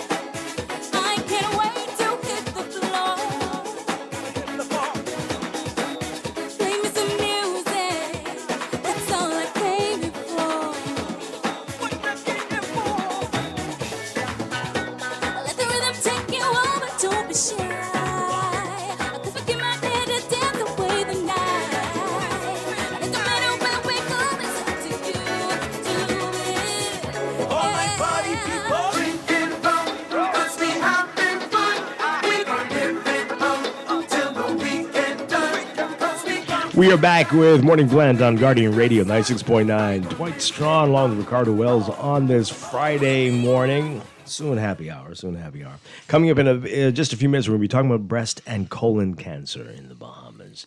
And later, we'll get a preview of the Step Into Wellness event for this weekend. That's coming up. We just want to wrap up our discussion about what's in the news. We were getting through this just disturbing article about the drug trafficking case in the U.S. involving Bahamians and Darren Roker, the former Defense Force petty officer who has pleaded guilty for his part in this, and what the prosecutors are saying about this in the U.S. Again, I have to read this sentence one more time in case you missed it.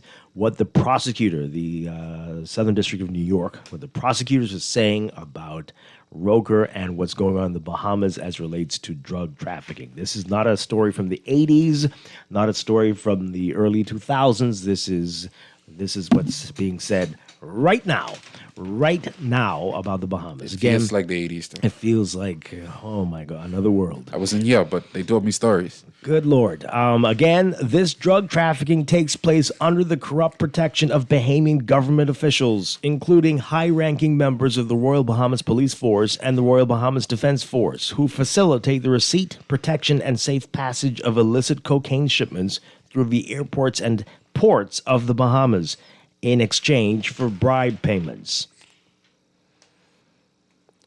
Wow.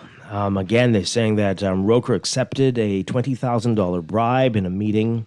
In making their sentencing recommendation, the prosecution highlighted the seriousness of Roker's alleged crimes and the harm caused to the American communities due to the large amount of cocaine being shipped through the Bahamas into the U.S., saying, quote, "There is no question that the defendant's crimes are serious. The Bahamas has become a major transit hub for massive quantities of cocaine flooding the United States." And this is how the framing starts. Again, this is not from a 1984 article. This is from 2026. The Bahamas has become a major transit hub for massive quantities of cocaine flooding the United States, causing untold harm to our communities. This has come to pass through the involvement of Bahamian officials, like the defendant, who have abused their positions of trust and authority to protect and enable drug traffickers operating in the region and line their own pockets in the process. Wow. Indeed, the defendant used his official position with the Bahamian military to obtain sensitive information about the U.S. Coast Guard and OPBAT drug interdiction operations, and then offered that information and additional specific advice concerning how best to avoid law enforcement detection and apprehension to drug traffickers planning a shipment of nearly 1,000 kilograms of cocaine from Southern America to the United States via the Bahamas. The prosecutor said after conferring with the Bureau of Prisons, the U.S. government understands that if Roker receives additional prison time, he, like other inmates with serious health issues, because again, he's got terminal prostate cancer, will be provided medical care.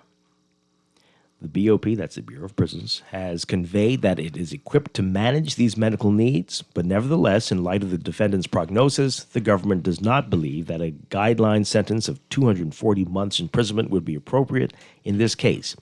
Nor, however, would the time-served sentence requested by the defendant be appropriate, given the seriousness of the defendant's offense, conduct, and the need to deter others from engaging in similar courses of conduct. Wow. So a U.S. indictment unsealed in November 2024 accused 13 defendants, 11 of whom were Bahamians, of smuggling cocaine and firearms into the United States. That same month, Roker and Royal Bahamas Police Force Chief Superintendent Elvis Nathaniel Curtis were arrested in Florida for their alleged roles in the cocaine importation conspiracy. Wow. So Roker is going to be sentenced on January 21st. And unlike the case we talked about earlier with the former PSA lead, we're going to get that testimony. We're going to get all the documents related to that case unsealed. And I want, when that happens, that we do the right thing. We do the right thing. Yeah. Very damning information, testimony there, and a summary from the prosecutors in New York. What do you got to say about that, Bahamas? What are we doing? What is the police force doing? Why are they talking about their so-called internal investigation in light of this? What is the Defense Force doing? What is the government, the Ministry of National Security doing? What are we doing? People keep asking about unnamed Bahamian officials. What do we know? What does anybody know? What are we doing? Every week there's something scandalous involving someone in uniform. And yet we don't know where things stand unless there is a court matter, and that doesn't seem to be very frequent. But we keep being told it's being investigated. It's being investigated. We have videos that the whole world has seen, and it's clear as day, yet it's still being investigated. What is really going on here? It's the new slogan of our government and our police force. We're Don't make it too investigating? obvious. Don't make it too obvious. Dwight. That's the slogan? Don't make it too obvious? Or we're investigating? Don't make it too obvious. Okay. Maybe both. Don't make it too obvious, but we are investigating. Oh, boy. Caller, what say you? Good morning. You're on the air. Hey, good morning, Mr. Strachan. Hi. Yes. Good morning. Yeah, Mr. Strachan. When I heard this story, I think it was last year, right? The first thing I said to myself was that the airport, that's the major artery for the Bahamian tourism ministry beside the cruise port, right? That's a major artery. So I said, if the police superintendent or whatever his name is, Kiten Curtis, if drugs are coming through the airport and then the Defense Force vessels are being used to divert to allow these other illegal things to come in, right? The first thing that should have been done was an investigation into the airport security, right? I mean, this is a year later, like you said on your show, nothing has been done, right? There are two things going on. Either the police are, the high command of the police are very inept, or there's some political directive going on, right? You have to investigate why the drugs were able to get through our main artery. That has been investigated. Yeah, absolutely. Absolutely. And for a whole year or so to have passed, nothing has been apparently done. I mean, for me, that's as a Bahamian citizen, as a former Marine, right? That's an indictment on our people. All of us. And the way we do things. Yeah. See, the police can't stop all the crime, we can't stop all the crime, right? But we can affect change. If people break the law, then we can do things to cause it not to happen again. I mean, for me, this is unbelievable. Yeah. No investigation is being done.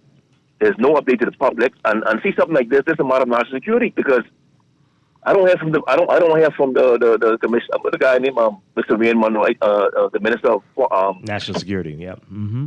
This is something that the Prime Minister needs to speak on. Many were hoping that they would have heard something with the national address from a few days ago. He needs, this is me. He needs to speak on this matter because this is beyond the Minister of National Security. There's a security breach in it's the main artery in the Bahamas. Mm-hmm. And I can't believe, I mean, after the Commission of Inquiry, all the stuff we went through back in the day, right? I mean, nothing apparently has been done. This is the meter. Listening to talk show right now, I mean, I probably gotta get some coffee. This is some tea or something. This is unbelievable. Yeah. I cannot believe this is very disturbing. Very disturbing. Cannot believe it. Thank you so much. Appreciate it. Thank you, sir. Wow. All you got to keep saying, remember Venezuela. Remember Venezuela. We don't have any Nobel Peace Prizes to offer. So.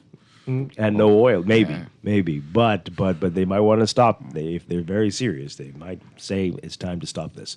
Caller, good morning. You're on the air. Yes, good morning, Mr. Dwight. Hi. Good morning to your guest. Good morning. Yeah, Dwight, they say we got some jokey leaders in a jokey town by KB, right? Yep. And I'd like to know if you could play the song Every Step You Take by the Police. Because our now Lady Commissioner of Police, I said that should be the national song from she came in. Okay? This is a funny time, and this got to be jokey politics time, or what we call silly season, right? The federal indictment on Sonny Miller being convicted is a serious indictment on our police force and what is going on. And I know we shouldn't be proud of what's carrying on, but yes, an investigation ain't been carried out, and y'all asking, say, what has been done in a year? Well, she replaced it, my cousin, Clayton Fernanda, and they sent him to be ambassador to Canada. So if they think they could let it go under the table, I guess we as a country and citizens and y'all as the 48, right, the media, we will have to see how this all go, and I think we have to keep track of it. Wow. You all have a nice day. Thanks a lot. Appreciate it. All right, so let's read these messages really quickly before we go to a break. This person says here, the same can be said about other cases prosecuted overseas about acts that have occurred in the Bahamas with no corresponding investigation and prosecution here. Like this current matter, NIGARD, FTX, 90 Knolls, prominent human smugglers who pleaded guilty in New York courts but given ambassadorial posts and titles of honorable in the Bahamas. Oh, dear. And on and on and on. That's the text. What are we into? What are we doing? What is the deal with this place? This texter says the department has done nothing but defend the high-ranking politician and indicted officer. We don't know who the high-ranking politician is, but he did say something about a setup, right? Entrapment, you remember, which he really should not have said. The department has said from the House of Assembly. I think he spoke clearly in that moment. I think he spoke clearly. I do not believe that. I refuse to believe that. He was flustered. I cannot. Nope. I can't accept that. Nope. Oh boy. And you're comfortable saying that? You feel that I didn't say it. You can the sleep well at the night. country said You can sleep well at night thinking that. Oh my God. It's the society we live in. Oh no. I think it was he likes to say it was a what he misspoke. Yes. The Prime Minister said from the House of Assembly that there was no accusation by prosecutors that the high-ranking politician named by Curtis accepted the requested bribe, and the officers appear to be entrapped. If the Prime Minister appears to be defending the cocaine smuggling behavior, clearly what can the Commissioner of Police do? Wow, what upsets me is people on the street have been speaking for years about widespread corruption among the armed forces. They were repeatedly told, you don't know what, you don't know that. And then all these things started happening, and tapes and recordings and accusations and charges. All I want to say for the record is this. In both of the cases that we talked about today, we focus on the drugs. The drugs is the big deal. The second part to that is the guns. Mm-hmm. The guns. The drugs normally move away. It's most of it goes up north. But we see what has happened on our streets the last 20 years or so. The guns are an issue. We always question, how are these guns getting here? We don't make guns. Now it's being just presented in front of us exactly how these guns get here. Where is the investigation? Where is the security at all of our ports of entry, whether by air or by sea? We have a big issue. It's time to address it. Absolutely. Texture says something's going on. We may have only heard the tip of the iceberg. Absolutely. That's a scary part, right? This person says here there should be an immediate call for elections based on the revelations brought to light by New York prosecutors We gotta rush the election. drug We case. need to rush the proper investigation. We need a commissioner inquiry. I ain't hearing not enough. That I need would be people. a major distraction. I need the election a huge would be one. a distraction. A huge one. They need to finish this. I need a commission of inquiry immediately. Wow. Many Bahamians know that the prosecutor said whatever the prosecutor said is the truth, but we are censored if we opine on such things. No, you're not. But some people make real crazy accusations and calling names without any evidence, and that's the difference, right? So no one's going to disagree that there is corruption, but you just can't say this without the evidence. But anyway, they go on to say there is mass corruption in the country, but it's taboo to speak on it. That's not true. No.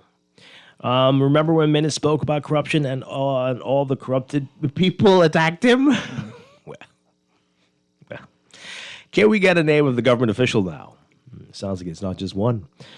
This person says, Dwight, that U.S. prosecutor's language sounds eerily close to the pretext for blockading Venezuela. Exactly what I'm saying. Remember Venezuela. Sometimes Remember it ain't that bad. Venezuela.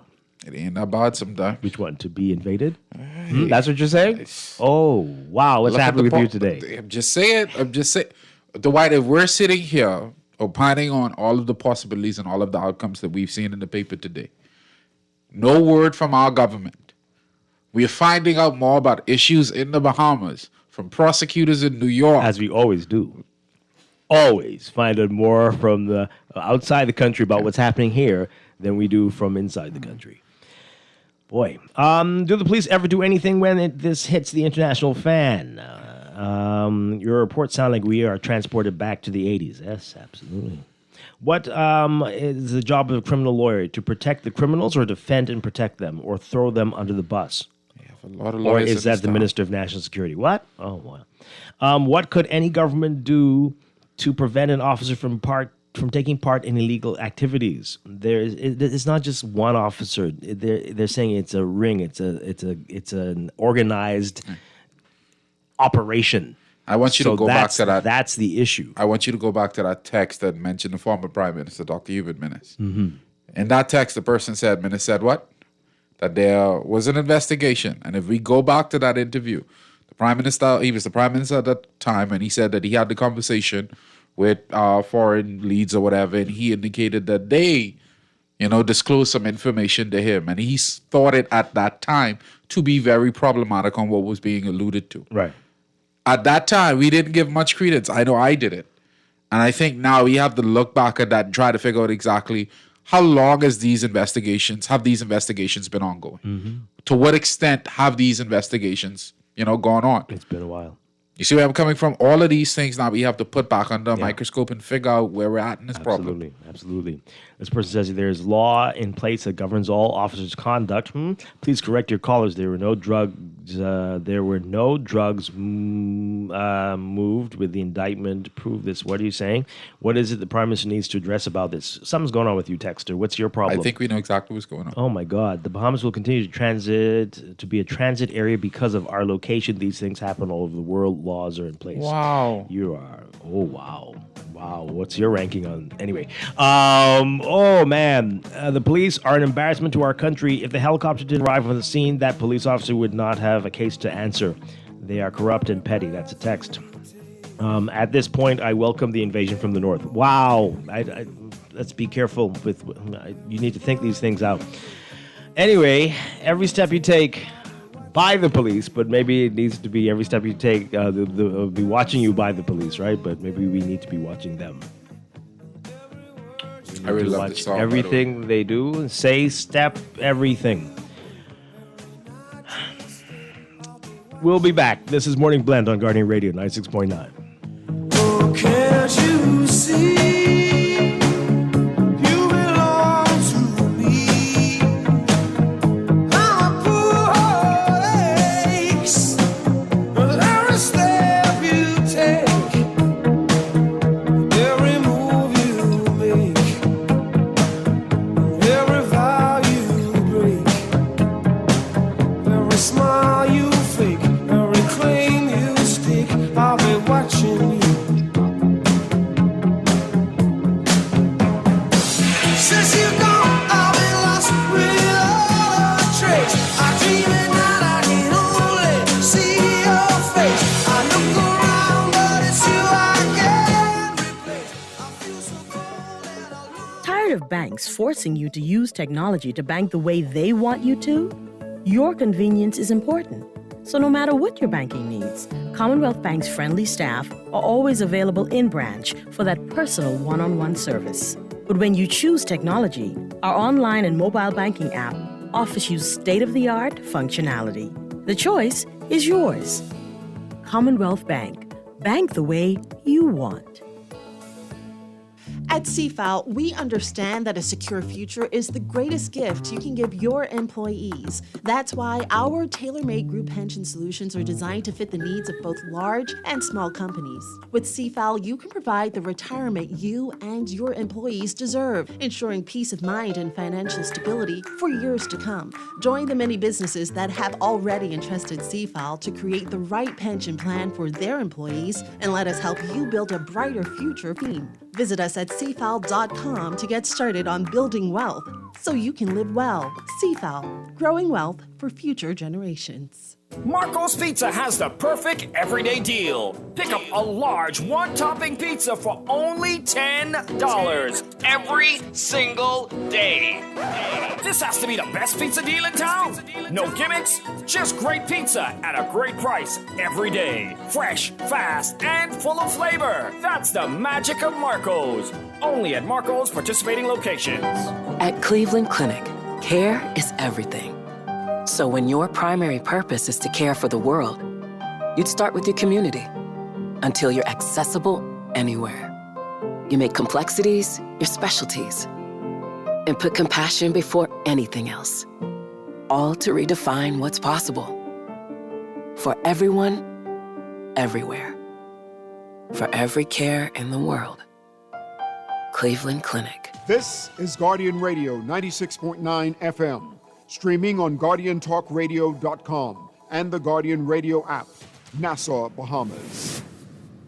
Your skin, where do I begin? No words can express the way that I'm. We are back with Morning Blend on Guardian Radio 96.9. Dwight Strachan along with Ricardo Wells. We're going to get back into some of the other issues in the news a little bit later in the show. But for right now, we are talking about your health and some things that everybody needs to be paying attention to.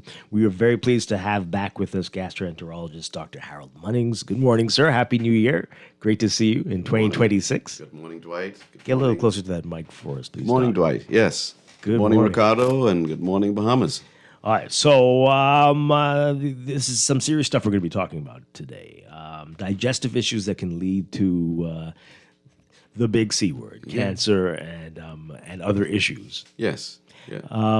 Let's get into it. You were telling us off air about your job. You encounter a lot of things in your profession. Yeah, we should start there, right? Rather than the interesting conversation that was going on before I came in. But yes, I have. If anyone used to watch that program, Dirty Jobs, they should have had a gastroenterologist in there. Because I spend my days looking at bottoms, looking at stool. I'm so happy the days are past now where patients would turn up in the office with a brown paper bag and say, "Here, I brought something for you." Oh, wow. That used to happen? Now, of course. I mean, I used to ask. I need to see. Oh, you requested it? I need to see what your stool looks like. Oh, dear. Well, now I can just say, please, take a photograph. Right. Everyone's sitting on the toilet scrolling. You know, if you've got digestive issues and you wind up in my office, I will often say, please take a photograph. Let me see what you're struggling, bumbling to try and describe. Yeah. Is that good enough? You can determine things just by a cell phone photo? It is better than nothing. Okay. And I prefer that over the brown paper bag. I'm sure. With a margarine container with a flimsy lid on it that might fly off the moment I open this grimy bag. I prefer the photograph. Yeah. Okay. Yeah. All right. So, what are some of the things that you're seeing that you're concerned about? Yeah. Well, what drives a lot of persons to my office is blood in the stool.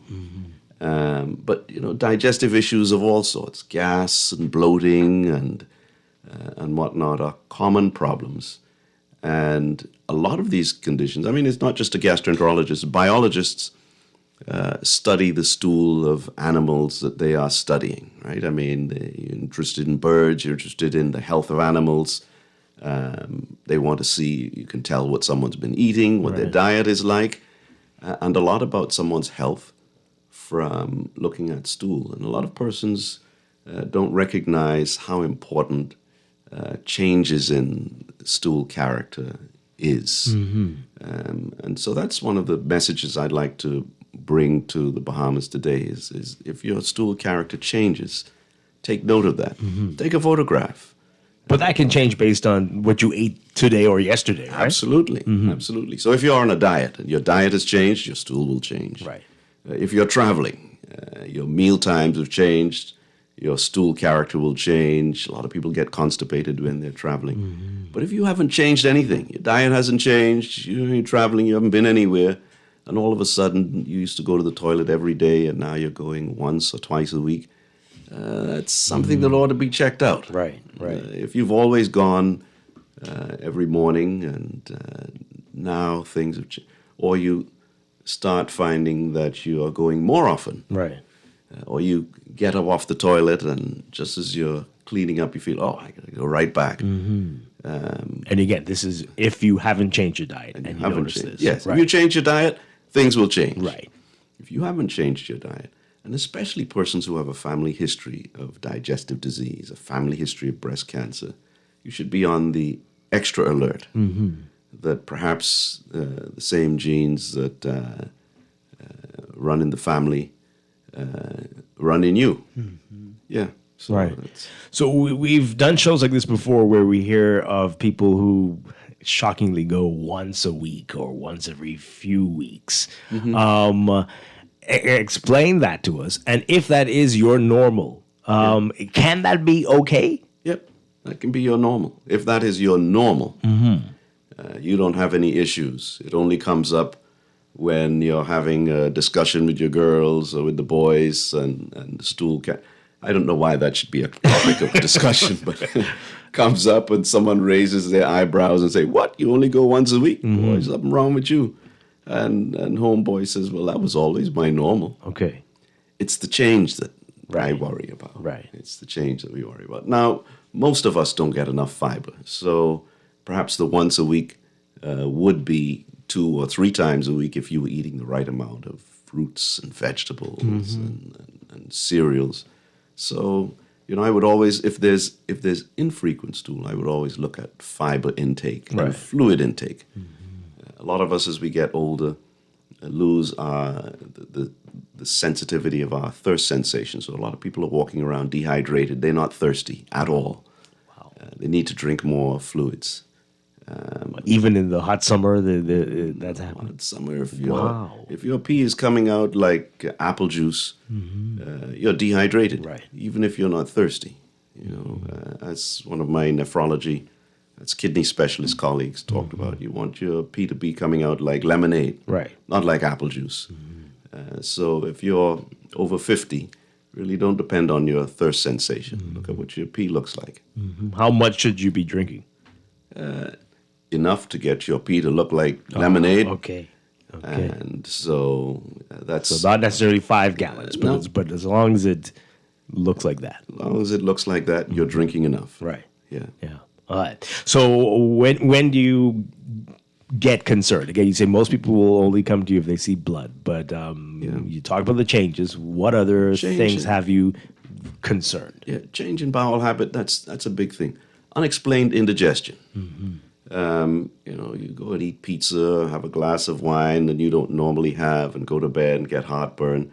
That's not a big concern. Take an antacid and you'll be okay. But if you start getting indigestion and you haven't changed your diet or eaten anything unusual, and it's persistent, that's something to check out. Blood in the stool is a big deal. That is not normal. And even small amounts, I would say perhaps even more when you see a small amount of blood than when there's a lot, is an alarm bell for doctors. The commonest cause of blood in the stool are hemorrhoids. And hemorrhoids are just varicose veins in the rectum. Varicose veins are blood vessels. So when hemorrhoids bleed, there's often a lot of blood. It's dripping into the toilet. It's all over the bright red blood. Wow. When I hear that, I relax. I'm like, oh yeah, that's a blood vessel. That's hemorrhoids. It's when there's just a little smidgen, and then it goes away, and haven't seen it again for a while, and then it's a little bit. Can't remember when they last saw it. That's when an alarm goes off. I'm like, oh boy, well that isn't hemorrhoids, because hemorrhoids are blood vessels. Right. This is bleeding from perhaps higher up or something else. Again, take a photograph. If you're not sure what it is, take a photograph. It might not be blood. It might have been some food residue or something you ate. Right. So I don't want persons to panic. What I'm trying to encourage is persons not to ignore. So let's talk about what could that be when you see a little bit. A little bit of blood in the stool. Hard stool, scratching the outlet as it comes out, something we call a fissure, just trauma. Vigorous wiping.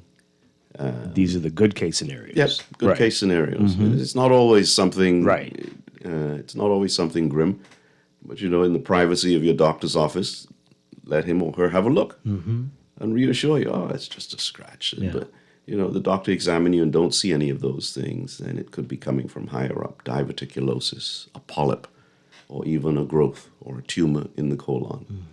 And those are common, more common than we would like. Wow.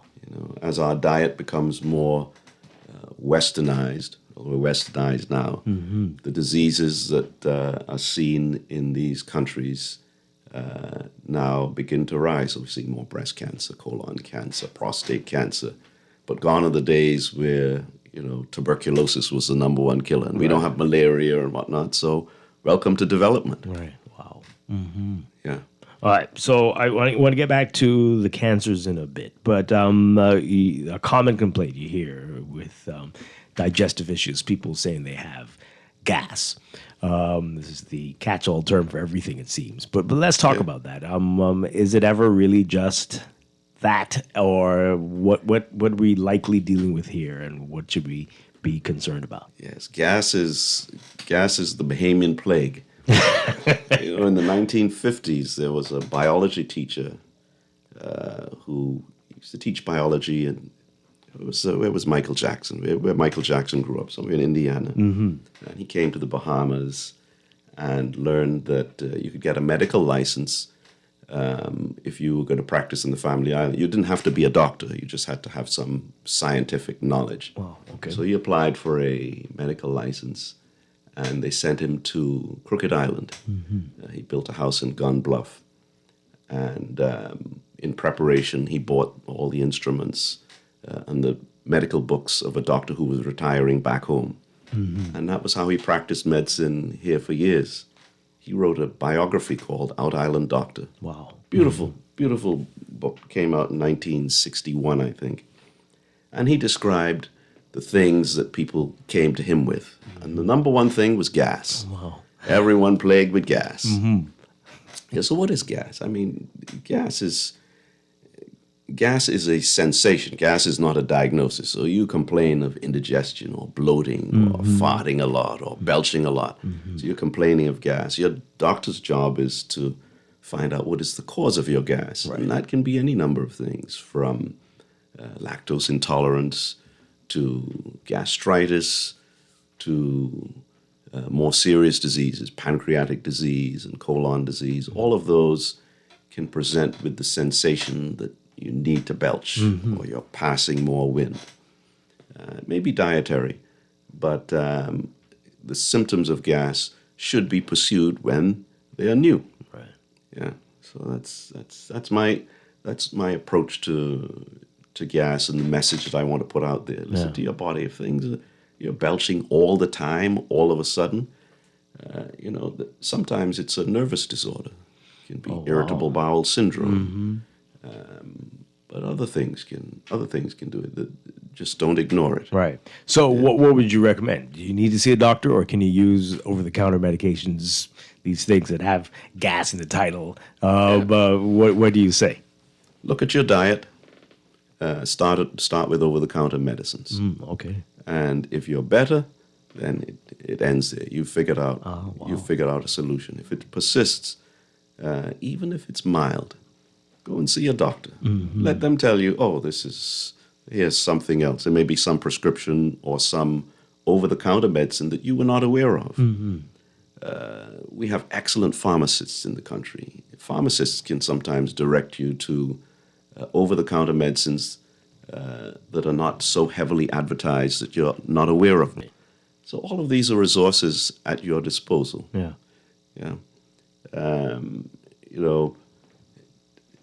I wouldn't immediately panic and think, oh boy, I've got colon cancer. I mean, we're banging on that now. Colon Cancer Awareness Month is coming up. And that's something that I'd like to make people aware of. But there are resources. You don't automatically have some serious disease when you have gas. But it's disturbing. It's a nuisance. And there are things you can do. And just drinking tea won't get you anywhere, or is that a start? Ginger tea is one of the best things that you can have if you've got excessive belching that may be caused by spasm in your stomach from just some minor irritation. So regular tea, it's okay, but herbal teas, and especially ginger and peppermint tea. Okay. Good. Yeah. Excellent. We're talking with gastroenterologist Dr. Harold Munnings. When we come back, we'll get into the cancers and what you need to be looking out for. We'll go to news headlines and pick this up in just a bit. This is Morning Blend on Guardian Radio 96.9. Stay with us.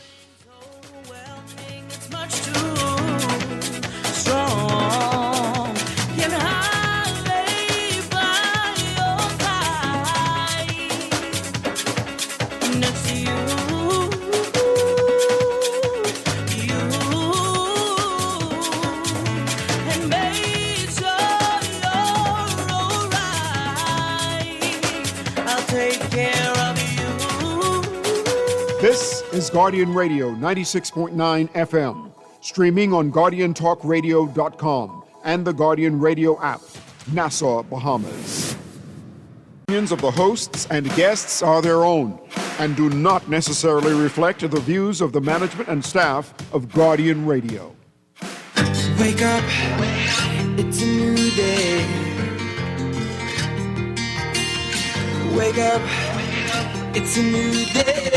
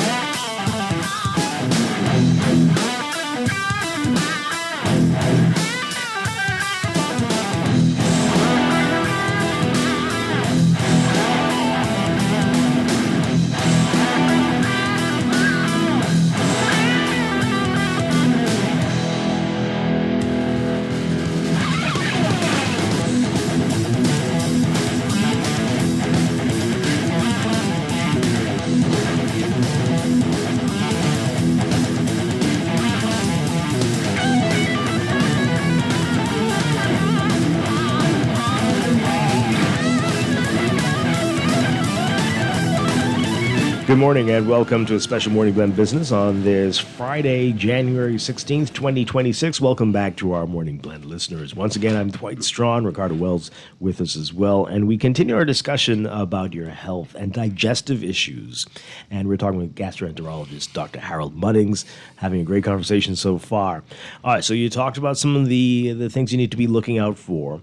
When we talked about the best case scenarios, Yes. but sometimes it can be very, very serious. Sometimes, yes. Sometimes. Are we seeing an increase in it being very, very serious? More often than we would like. Mhm. And there's always the question whenever we see an increase. So to answer your question, yes, we're seeing an increase. The question is always, are we seeing an increase because we're looking more closely? Wow. Or are we seeing an increase because there's a general movement upwards? And my gut reaction, if I can use the pun, right, is that both. Wow. Both. You know, the government has introduced stool testing. So instead of just waiting for the photograph or your eyeball to see whether there's blood in the stool, persons that have a complete physical by doctors in the know make sure that they test their patient's stool for blood that is too small an amount to be seen. I mean, there is blood in the stool, then they get sent on for an investigation to see if we can see, is this something serious or not? Right. So that's one of the ways that we are looking more closely. Stool is being tested far and wide. Right. And then the other aspect of looking more closely is doing colonoscopy more frequently. People are aware now that colonoscopy is the best way to detect precancerous and cancerous lesions early. Right. And you know, every year people keep saying, when are we going to find a cure for cancer? But cancer isn't one disease. And every year we are curing cancer of one sort or another, including colon cancer, when it is found really early. And sometimes without even needing an operation. A cancer that's found through a colonoscope, through a scope really early, can often be removed through the instrument. And Right then and there. Then and there, and that's the end of it. Just like cancer of the skin can be removed early when it's found early, but wait until it spreads and whatnot, then you're talking about major surgery and even chemo if it's a melanoma or one of those. Cancer of the cervix, which used to be the number one here, now is preventable with a vaccine and curable when the gynecologist looks at the cervix through a little microscope and finds early cancer cells. I think you should say that again. It used to be one of the most common. Used to be, yes, here in the Bahamas. Number one, and we didn't know it was caused by this papilloma virus. Right. I mean, HPV. I passed my medical final exam writing an essay on cervical cancer that now I know is total foolishness, but that was the belief at the time. Right. I mean, it was the accepted wisdom. You pass the exam by learning the accepted wisdom. A few years later, we knew it was this HPV, and now there's a vaccine, and now everybody gets a pap smear, or ought to have a pap smear. Certainly, everyone is offered a pap smear. Right. And so this is prevention now of cancer of the cervix. And boys and girls should get the HPV. Men and women should get the HPV vaccine. Boys and girls should get the vaccine. Yeah. Yes. We can prevent breast cancer now as well. Breast cancer screening by mammogram is early detection.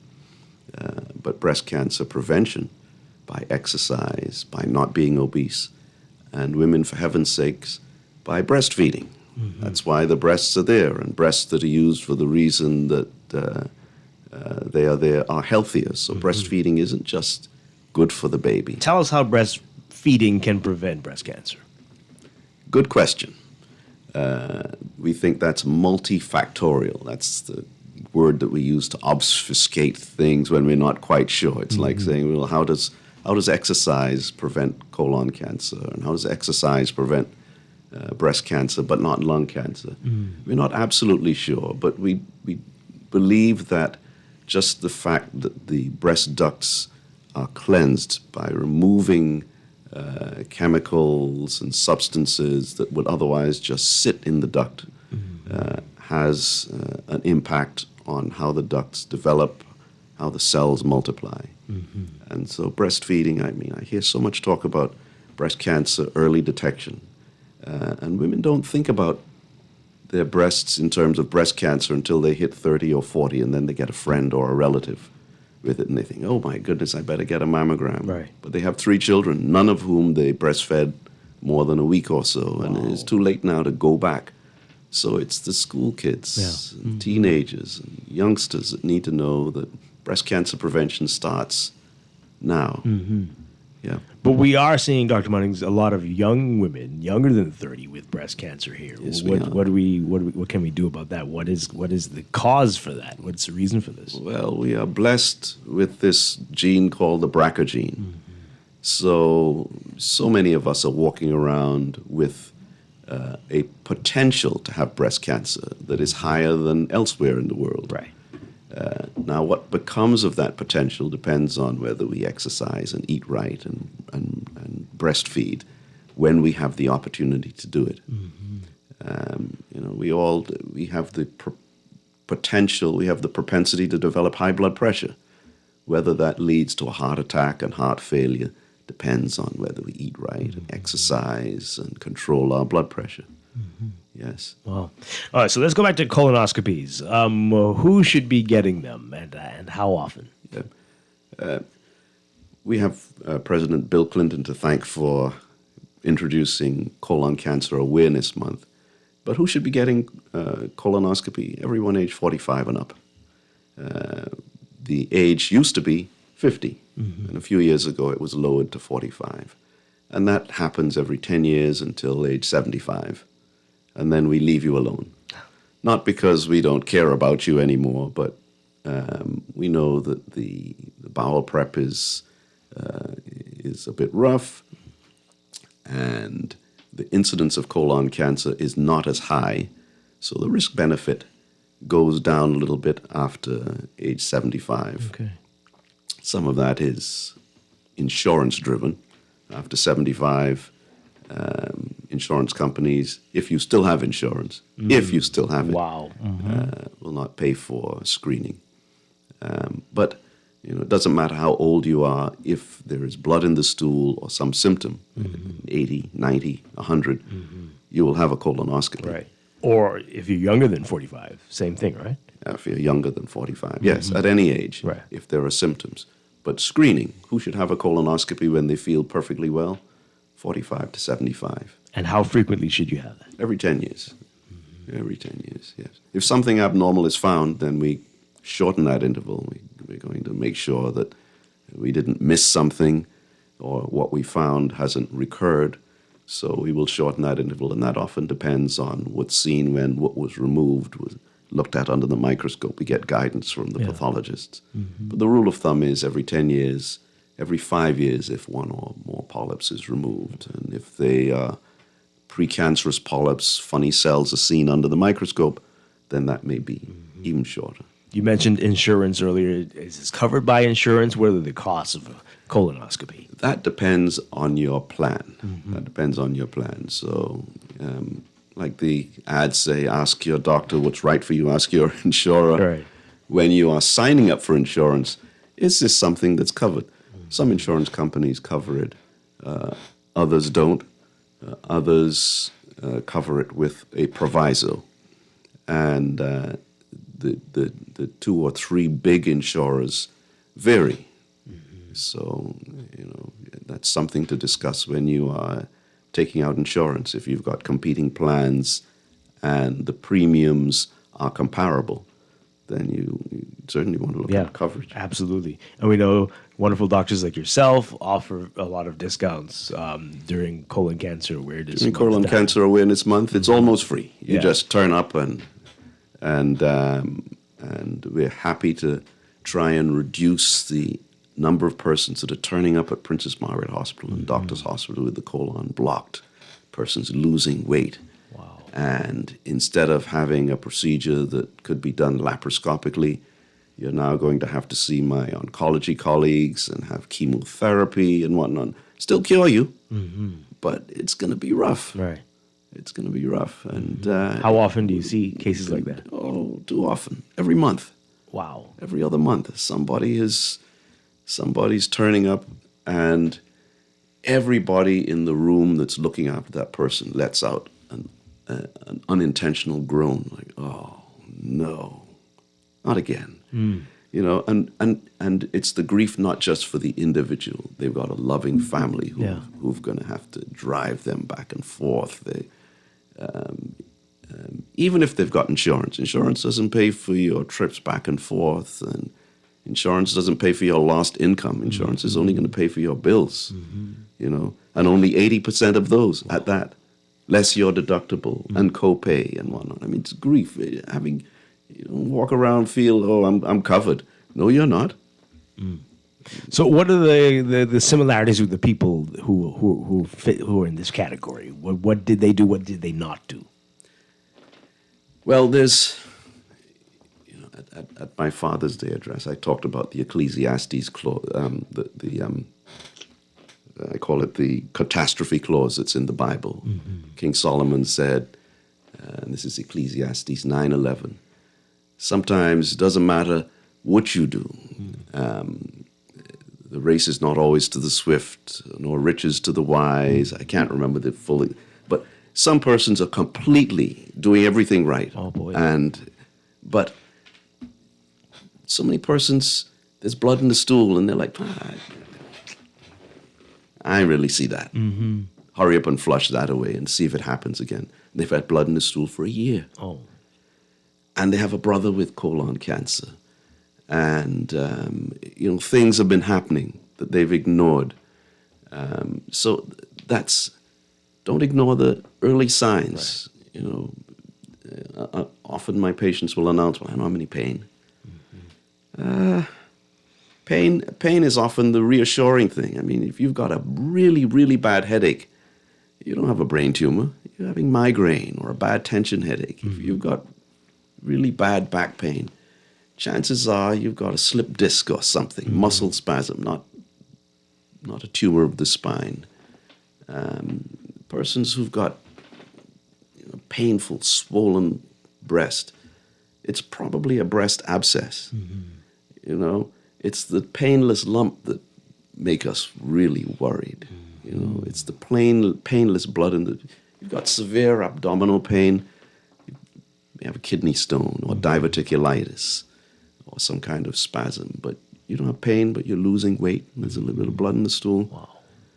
So pay attention to your body. Right. That's the key message. And then have a colonoscopy when you turn 45. Sooner, if the doctor has tested your stool and there's blood that they have picked up on a test that you didn't see. Wow. Callers, we'll get to you in just a second. So we know that prostate cancer and breast cancer are the two most frequent here in the country. But colon cancer, where do things stand with that? Are we seeing increases? Are we the same where we normally are? What are the trends with that? Yeah, the colon cancer is fighting to climb up the ranks. At the moment, it's number 3. So it's up there. It's up there. It's and this is in frequency or in also in the number of deaths. Fatalities. Wow. The number of deaths. We don't have complete statistics on the persons who are cured of colon cancer. You never see them. Now there's a registry that keeps track of what the pathologist saw under the microscope. But the most reliable statistics I think we have are for number of deaths, because what's on the death certificate is more easily accessible and recorded. Wow. And are these mainly men? Are they women? Is it a cross section? What age group are we seeing? What do we know about those folks? Colon cancer is an equal opportunity employer. Breast cancer is almost exclusively women. Right. Prostate cancer is only men. Of course. So the number one cancer killer in us is prostate cancer. Women don't have to worry about that. But you know they have breasts that we don't have to worry about. So the number one cancer killer in women is breast cancer. And then there are the others, of which colon cancer is at the top of the others. Yeah. Over 50 mainly? Mainly over 50. Yeah. Mainly over 50. But like skin cancer and a lot of these things, the precancerous thing has been there for years, waiting for the colonoscopy to find and remove. And so, and some persons, so we do see it under 30 sometimes, under 40 regularly, but most of our patients are over 50. Wow. Like hypertension, right? You've had hypertension for years before you have heart failure. You had high cholesterol for years before you have the heart attack. You've been smoking for a long time before the blood vessels start clogging up. So the precursors are there. They very seldom is it just a lightning bolt that struck out of the blue. Although persons suddenly appear to be ill. But when we sit down and talk, oh boy, this has been going on for a while. Yeah, my stomach has been, I've been going to the toilet 3 times a day. Doesn't seem to, it doesn't get announced. Right. You don't announce to everyone in the office, I have to go to the toilet again. And it's your 3rd or 4th time. You just disappear for a few minutes. But and as you said earlier in the show, if you're just joining us, if that is a new development, that's a problem. Not that you've been like that since you were a baby. That's right. But if it's suddenly you're going 3 times a day. Yeah, because 6 months ago you were going once a day, once every other day. Now you're going 3 times a day. Your diet hasn't changed. And then after 6 months, 8 months of that, now there's blood in the stool. Wow. Yeah. We're talking with Dr. Harold Munnings.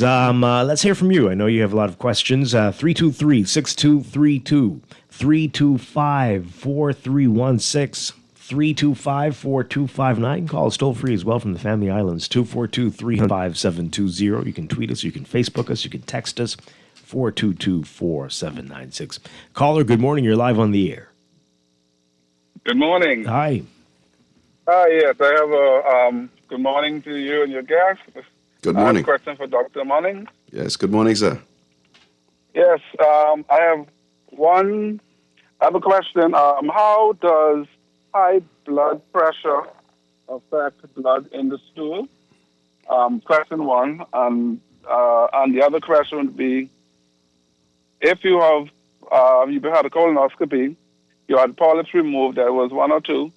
The following year, you had a follow up, and you had about 20 removed. What time? What frame? What time of or frame of time should I now go back to follow up with that to see what is happening? Because it seems to be a frequent progression of polyps. Excellent questions. Wow. Okay. Question one, connection between high blood pressure and blood in the stool. No connection. If there's blood in the stool, that should be checked out immediately, whether there's high blood pressure or not. And we do not know of an increased risk of colon cancer and diverticulosis and hemorrhoids and other things that happen that cause blood in the stool and hypertension. Okay. Your second question, one or two polyps found, first colonoscopy. The second time around, a lot more polyps. That begs the question about the quality of the first colonoscopy. Oh, boy. And a number of things can affect the quality of the first examination. It's unlikely to grow polyps so quickly. Because he said a year later. Yes. So, we want to give, like the accountants say, you want an unqualified report, right? Right. Well, my report is qualified if you haven't taken your bowel prep or you weren't cleaned out. I couldn't really see. So I have to give you a qualified report. Okay. And bring you back earlier so I can look more closely. I can see properly. A report may be qualified. So that's question. That would be my first question. What was the quality of the examination? What was the completeness of the examination? You may have been well cleaned out, but for whatever technical reason, the person that did the exam could not get all the way around the colon. You've got 6 feet of colon, and you may have just seen the first 1 or 2 feet. So that would be my assessment without having actually seen the report. Right. The other part of that question was, now having found all of these polyps, what should be the interval? Well, that depends on the type of polyp.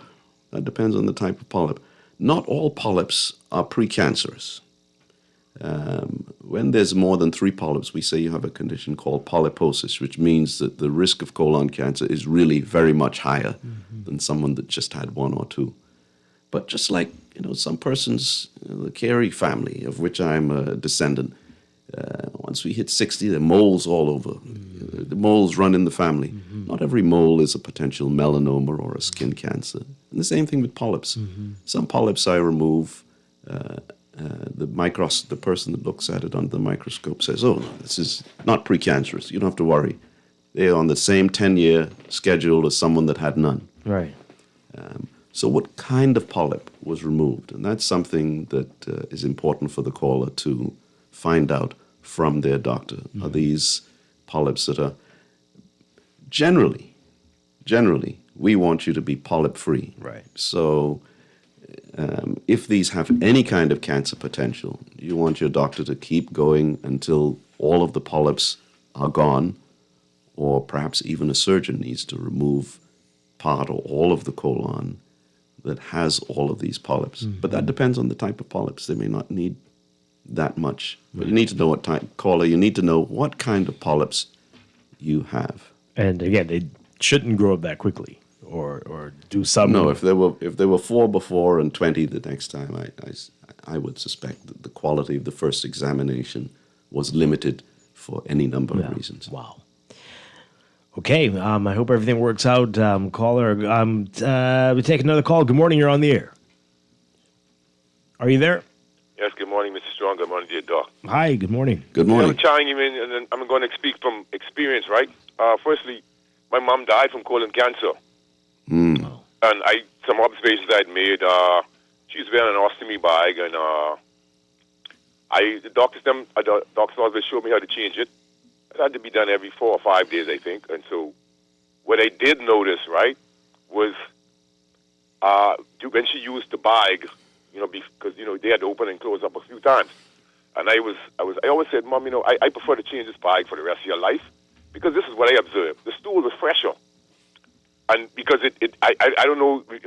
Of course, the colon was obstructed because I keep hearing they taking out this length amount from the colon, et cetera. But the stool was fresh; it didn't smell at all. But when they closed it back up, and there was impediments in the bowel movements, so the longer the stool take to come out, the worse it smelled. So you have a lot of females, a lot of people moving around, and so I was just wondering if you can juxtapose the smell and the sluggish and the peristalsis, with these things, because some things you have to unlearn, I guess. But for me, people are eating 3 meals a day, doc. So the difference for me would be whether there's diarrhea or some form of dysfunction or irregularities in the stool itself. Because if a person is only pooping, they're eating 3 meals a day and they're saying once a week, because I've had female friends bragging and saying, they're cute about they only eat passing once a month. But you can imagine when that comes out, with the amount of putrefaction that's taking place. So for me, it's not the amount, how you're pooping, it's if it's solid or not. So I'm afraid that I go more in a day than some people go in a month. And I ate some corn the other day, and that morning I saw it coming out. And so the lady that came home at Howard, who ran colonics, for me, when I eat, normally within an hour, half an hour, 15 minutes, 10 minutes, I poop. So I know that it's working. So, but to have people say they're eating 3 meals a day, and they're pooping once a day, that can't be right. I don't get it doesn't make sense for me because on observations, doc, when I feed my puppies, right after they eat, they poop. My son, when he was born, my daughter, when I milk them, they poop. So I know what a healthy systems look like. So the question is for me, they need to get it together, because a lot of people really thinking like pooping once a day. I mean, unless you're doing a big amount of it. Are you eating? Yeah. You look at the size of people's belly and stuff. I saw a young lady in the hospital at 20 years old with colitis or ulcerative colitis, obviously from an impoverished diet. So, there's and so for me, I've had, no one is exempted, I'm a vegan, and so even with BPH, I developed hemorrhoids for a certain period of time. But because of my high fiber diet, it actually went away. So we're not exempted from everything, as you say, as like to say, everything is straight across the board. Let's get Dr. Muddings to respond. Thank you very much. So literally, as we know, a lot of people are full of it, Dr. Muddings. But what do you say to that? I don't know if I heard a question. There was an observation that... I think the question was along the lines of the scent. Right. Oh, it was the scent. The scent. My focus really... Persons that have a colostomy, who have been treated for colon cancer and have a colostomy bag, have a separate set of challenges. That's a really small minority that I don't want to speak to today. I would encourage, if the caller has not already had his colonoscopy, in light of the fact that his mother died of colon cancer, to make sure that in addition to the high fiber diet that he is having and a healthy lifestyle, that he makes sure that he gets that literally behind him. Yeah. Get his colonoscopy. The scent, though, again, I don't want to get into the special challenges of persons that have colostomy. Mm-hmm. Yeah. So, but there's no reason to be concerned if you're young and if you're concerned about the scent. Is that something to be worried about? If it's really awful, does that mean that you are not well, or what? If you want to find out how strange my specialty is, we can talk about some of the investigations that we do to answer questions just like that. Right. I mean, we've had investigators attach a plastic bag to the backside to measure exactly how much poop, what is the normal amount of gas. We have smell tests. One thing that is fairly consistent is that our perception of the smell of our stool is that it ain't really that bad, but the next person's own, we find really offensive. Mm-hmm. So when we're talking about the smell of poop, are we talking about our own, or we're talking about what we smell from someone else? Right. And there's all sorts of discussions. Maybe that's a genetic and innate protective mechanism to warn us from the stool of other persons. Interesting. as unhealthy. They describe it as a dirty job. Exactly. Ricardo, you had a question. Yeah, so I just wanted to understand, what is your take on the extreme explosion of the colonics movement? Everybody, doing the colon cleanse, doing all the over-the-counter stuff. Does that help? Yes. We've done it to ourselves in terms of the fact that we don't get enough fiber in our diet. So there's been an explosion in constipation and hemorrhoids and all the things that are associated with sitting on the toilet and straining and pushing out these blood vessels and causing hemorrhoids. We're loaded with stool and laxatives cause stomach cramps. A lot of them do, and some of them cause gas, the very thing that we're trying to get rid of. How can you get rid of this? Well, there have been enemas. The ultimate enema is the colonic, where you run in fluid. The best centers are using water that is the same temperature as your body, so it doesn't cause colonic spasms, and you can get rid of the stool that's in there. And for persons that are really, really constipated, there are two things that happen. Sometimes we have to talk about my dirty job. We have to manually remove the stool. Wow. Okay. And then to clean the part of the colon that the finger can't reach, a colonic. And you feel so much better after a colonic. Now there's been the growth of, well, it isn't just for the stool. Getting rid of that can cure migraine, prevent this and prevent that. And that's the alternative. And weight loss. They're promising weight loss. That's the alternative aspect, which is controversial. But there's no doubt that if you are very constipated, getting that stool out makes you feel better. Physicians don't generally prescribe colonics to be done on a regular basis. But an occasional cleaning out when stool is impacted and whatnot, that's beneficial. Occasional. Now, what is right? How often is too often? How often is too often? How often should you get a relaxation massage? Some need it every day. How often? Some need it every day. The white will qualify as every day. You go for a massage and they tell you, oh, it's tight here, and this is you need to come back tomorrow. Oh boy. You're not coming often enough for a massage. But depends. So everyone's different. Yeah. Okay. All right. So we've got just a little bit, about a minute left. Your advice to folks after this discussion today and just in general, so that we don't see these digestive issues that can potentially lead to something more serious. Yeah, I mean, the message, I repeat, is pay attention to your body.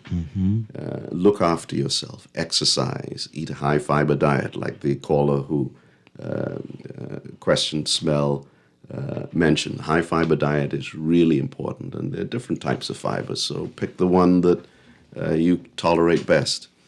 And really quickly, he says he's a vegan. Vegans and vegetarians can have issues as well, right? Oh, yes. But less so. Oh, less so, okay. Less so because vegetables are fiber, generally. Yeah, so less so. Just the final question, in terms of the high fiber diet, can you do a quick math on, how to get the fiber intake that's necessary? That's always... Yeah. You want a sizable portion of fiber with your main meal. Every day you should have some fiber, and fiber can be fruits, vegetables, or cereal. Yeah. Dr. Harold Munnings, how can people reach you and find out more about what we've talked about today? Yep, I'm at the Center for Digestive Health, Grosvenor Close, throughout the week, except on Wednesdays when I'm at the Family Medicine Center on Blake Road. Yes. So 328-5550 is the main office. Okay. Yeah. Wonderful stuff. Great seeing you. Great talking with you. Thank you very much. Appreciate it. Thank you. Thank you for having me. Dr. Harold Munnings, folks. We're going to take a break. When we come back, we'll find out about the Step Into Wellness event. That'll help to get you moving, like what we talked about today. We'll get to that in just a bit. This is Morning Blend Business on Guardian Radio 96.9. Stay with us.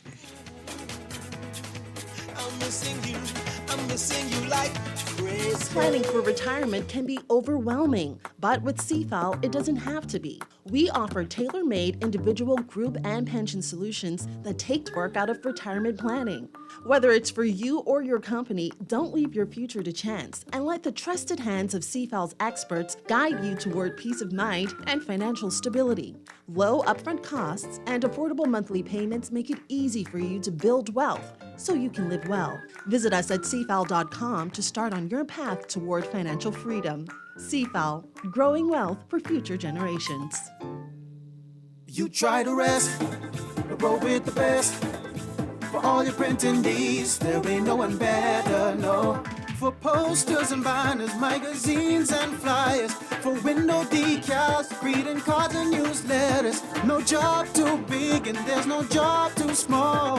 You name it, we can print it, just give us a call. Let Print Masters bring your masterpiece to life. Located in the Nassau Guardian Building, telephone 302-2361. Struggling to find your financial rhythm? Make that move to Fidelity and let us help you orchestrate your financial goals into perfect harmony with free financial coaching sessions. Make that move today. Call 356-7764. Fidelity, we're good for you. Step inside the John Baptiste Jazz Club at Baha Mar, where the rhythm of the islands of the Bahamas meets the soul of New Orleans. Every night, the lights dim, the music swells, and the air fills with that unmistakable energy, the kind that makes you close your eyes and just feel. Savor signature cocktails, curated small plates, and live performances from world-class musicians, all in an intimate, artfully designed space where every seat has a story. Whether it's a romantic night out or a spontaneous evening with friends, this is where you want to be. The John Baptiste Jazz Club, only at Baha Mar. Reserve your at bahamar.com/jazz club or through the Baha Mar app, because every evening plays its own tune.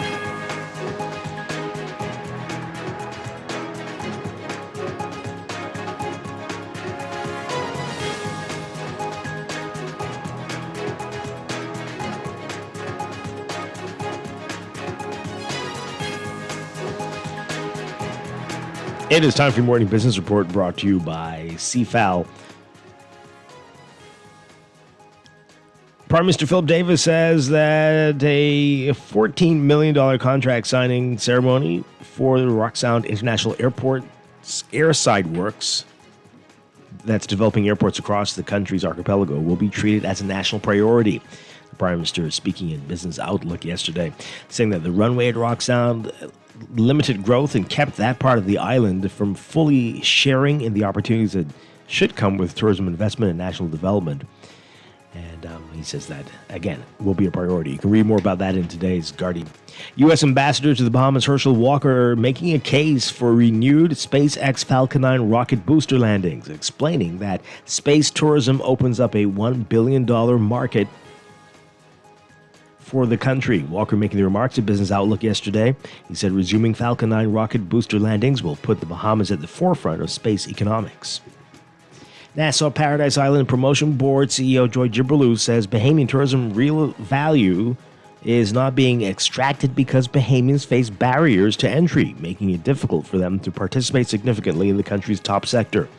Gibberlew also at Business Outlook yesterday, saying that while the arrivals, occupancy, room nights, and gross domestic product numbers used to gauge the performance of the industry every year are important, what matters more is how much tourist money stays in the country and how many Bahamians are able to build a sustainable business in the tourism sector. And Minister of Economic Affairs, Senator Michael Halkitas, says that the government is inventory in an effort to ease the rental burden in the country. He says that the solution to the rental problem is to build the inventory. Quote, to build more. We know that in the Bahamas, around the Caribbean, around the region, there is a housing shortage because a lot of what we call long-term rentals, the apartments, have been taken out of the long-term pool and put into the Airbnb pool. He says that as property owners switch to lucrative Airbnb short-term rentals, the long-term housing supply is drastically reduced and rent skyrockets for all. He says the government is consulting with some advisors on how to best do that, build out that inventory, and that we'll hear more about that soon.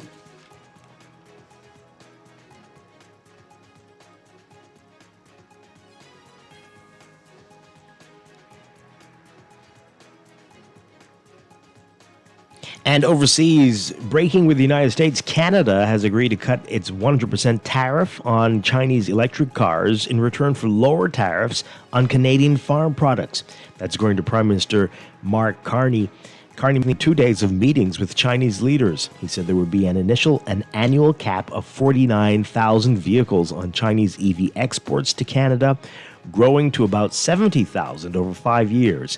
China will reduce its total tariff on canola seeds, a major Canadian export, from 84% to 15%. Carney saying, quote, our relationship has progressed in recent months with China. It is more predictable, and you see results coming from that. Carney hasn't been able to reach a deal with U.S. President Donald Trump to reduce some tariffs that are punishing some key sectors of the Canadian economy, and Trump has previously talked about making Canada the 51st U.S. state. Earlier Friday, Carney and Chinese leader Xi Jinping pledged to improve relations between their two nations after years of acrimony. In your Market Watch, recapping trading on the BISX from the Bahamas, moving 100 shares, closing at 380 unchanged. Commonwealth Bank moving 3,600 shares, unchanged at 442. Full call closing unchanged at 685. Consolidated Water up 12 cents, closing at 751. Emira Incorporated up 3 cents, closing at 1193. The BISX All Share Index closing at 3,151.04, up 0.14. That's your Market Watch. And report brought to you by CFAL, growing wealth for future generations. This is Guardian Radio 96.9 FM, streaming on GuardianTalkRadio.com and the Guardian Radio app, Nassau, Bahamas.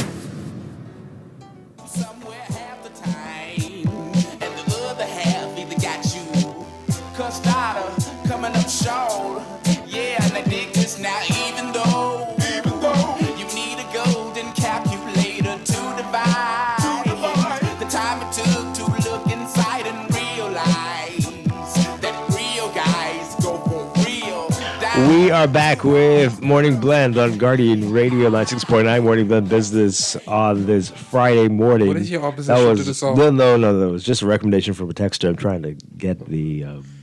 I think it had to do with look inside and realize. Right, yes. Did you send that text? I did not. I really like the song. I heard that song. Yeah, right. They're saying play what we were talking about earlier. So that's it? Yeah? Okay.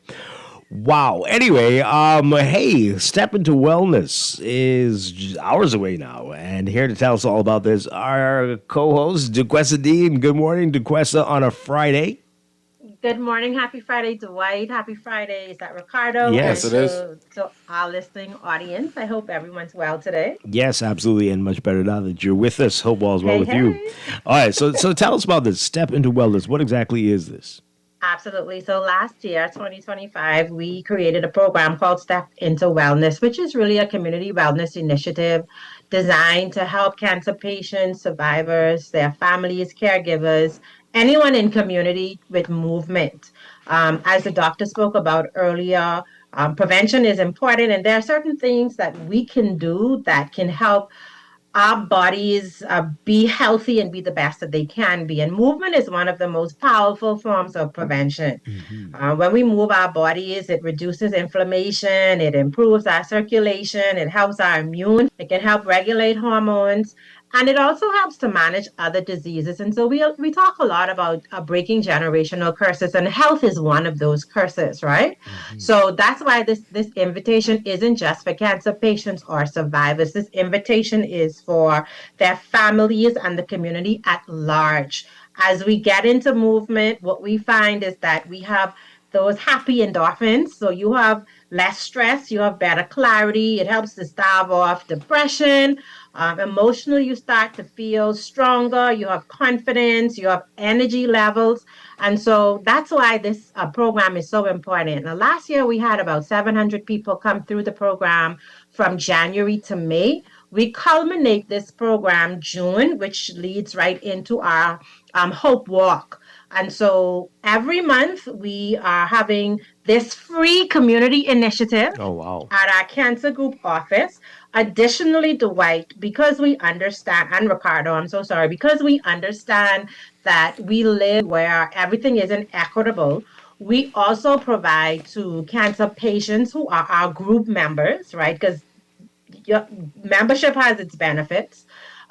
We give them a vegetable box every month, and that is distributed at Step Into Wellness. So they'll get like lettuce, cabbage, sweet peppers, onions, whatever is available that we can nice. purchase. Mhm. So they get to walk away with a vegetable box that could at least give them 1 week of good, healthy fiber from those vegetables to help with that gut health, but also so that we can take the excuse away that I can't afford to purchase vegetables or certain fruits, because we don't support all fruits. All fruits are not healthy, and so we promote the low glycemic fruits like the melons, like the strawberries. So we do our best to give them a package that they can walk away with. We also provide to everyone that participates, we provide a small bowl of hot sauce to start the day. Again, this is free. And so tomorrow's Step Into Wellness, I am actually sponsoring because it's a celebration for me as well. Hey. So I'm sponsoring this particular one from my personal resources, and we're inviting the general public to come out to our cancer group office, get into movement. Now, I know you're going to ask me about movement ability for different people. So the exercises are designed to suit every exercise level. So you have the moderate, you have the low, and we have licensed instructors who actually volunteer every month to come. So last year we had Jay from Jay Fitness, we had Janelle from Outdoor Fitness. So we have people that come in and facilitate these sessions. We also have someone on standby in case we need to give you a little smelling salt, or we need to give you a little water or something a little sweet if your energy dips a little low. So don't worry about that either. It's going to be modified for you if you cannot do the full range of movement. So come out. Okay. All right. Again, what's the time and where exactly is your office? So it's at 7 a.m.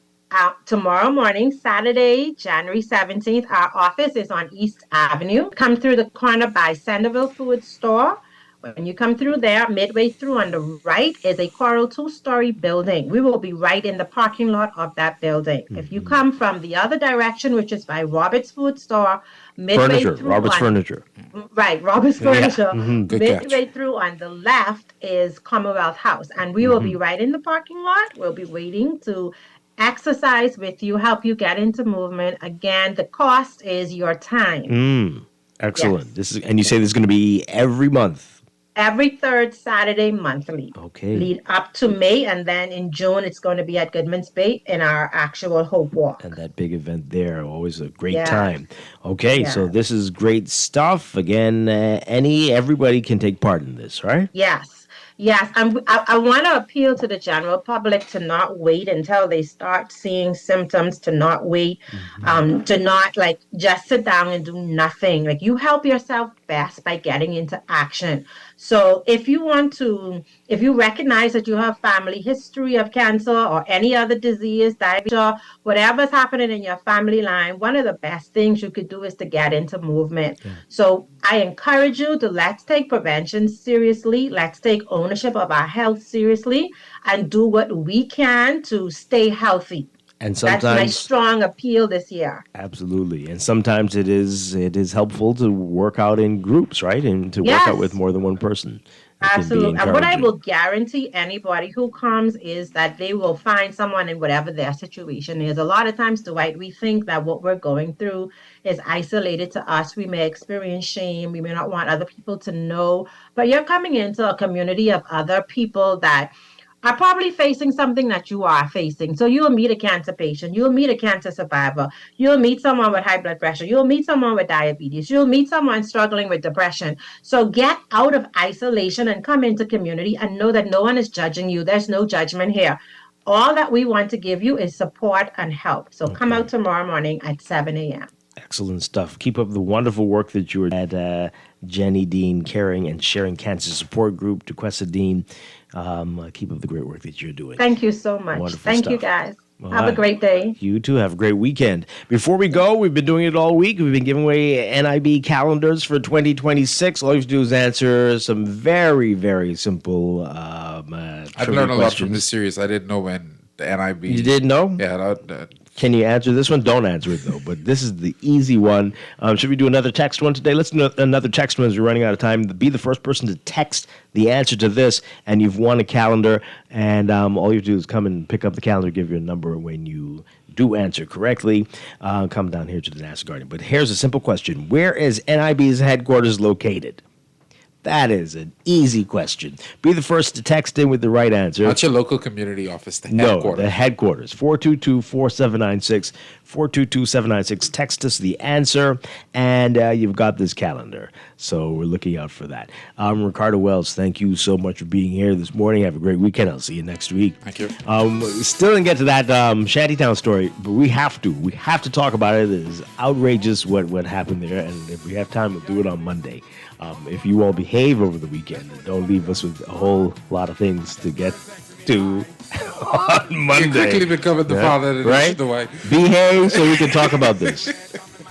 And still didn't get to the Chief Justice's comments. But be safe. Have a wonderful weekend, folks. I'll see you on Monday. Stay tuned for On the Clock with Aaron Green coming up next. Come in my eyes and my blood pressure sky high. God want me to live, she want me to die. Watch you leave me once before. I said, baby, don't do it no more. Cause y'all, you making my heart oh so sore. She tell me I is my own woman. I ain't none of your children. And furthermore, you ain't my husband. That's why I got girls texting me high. Woman calling me pie. If my girlfriend leave me, I ain't gonna die. This is Guardian Radio 96.9 FM. Streaming on GuardianTalkRadio.com and the Guardian Radio app. Nassau, Bahamas.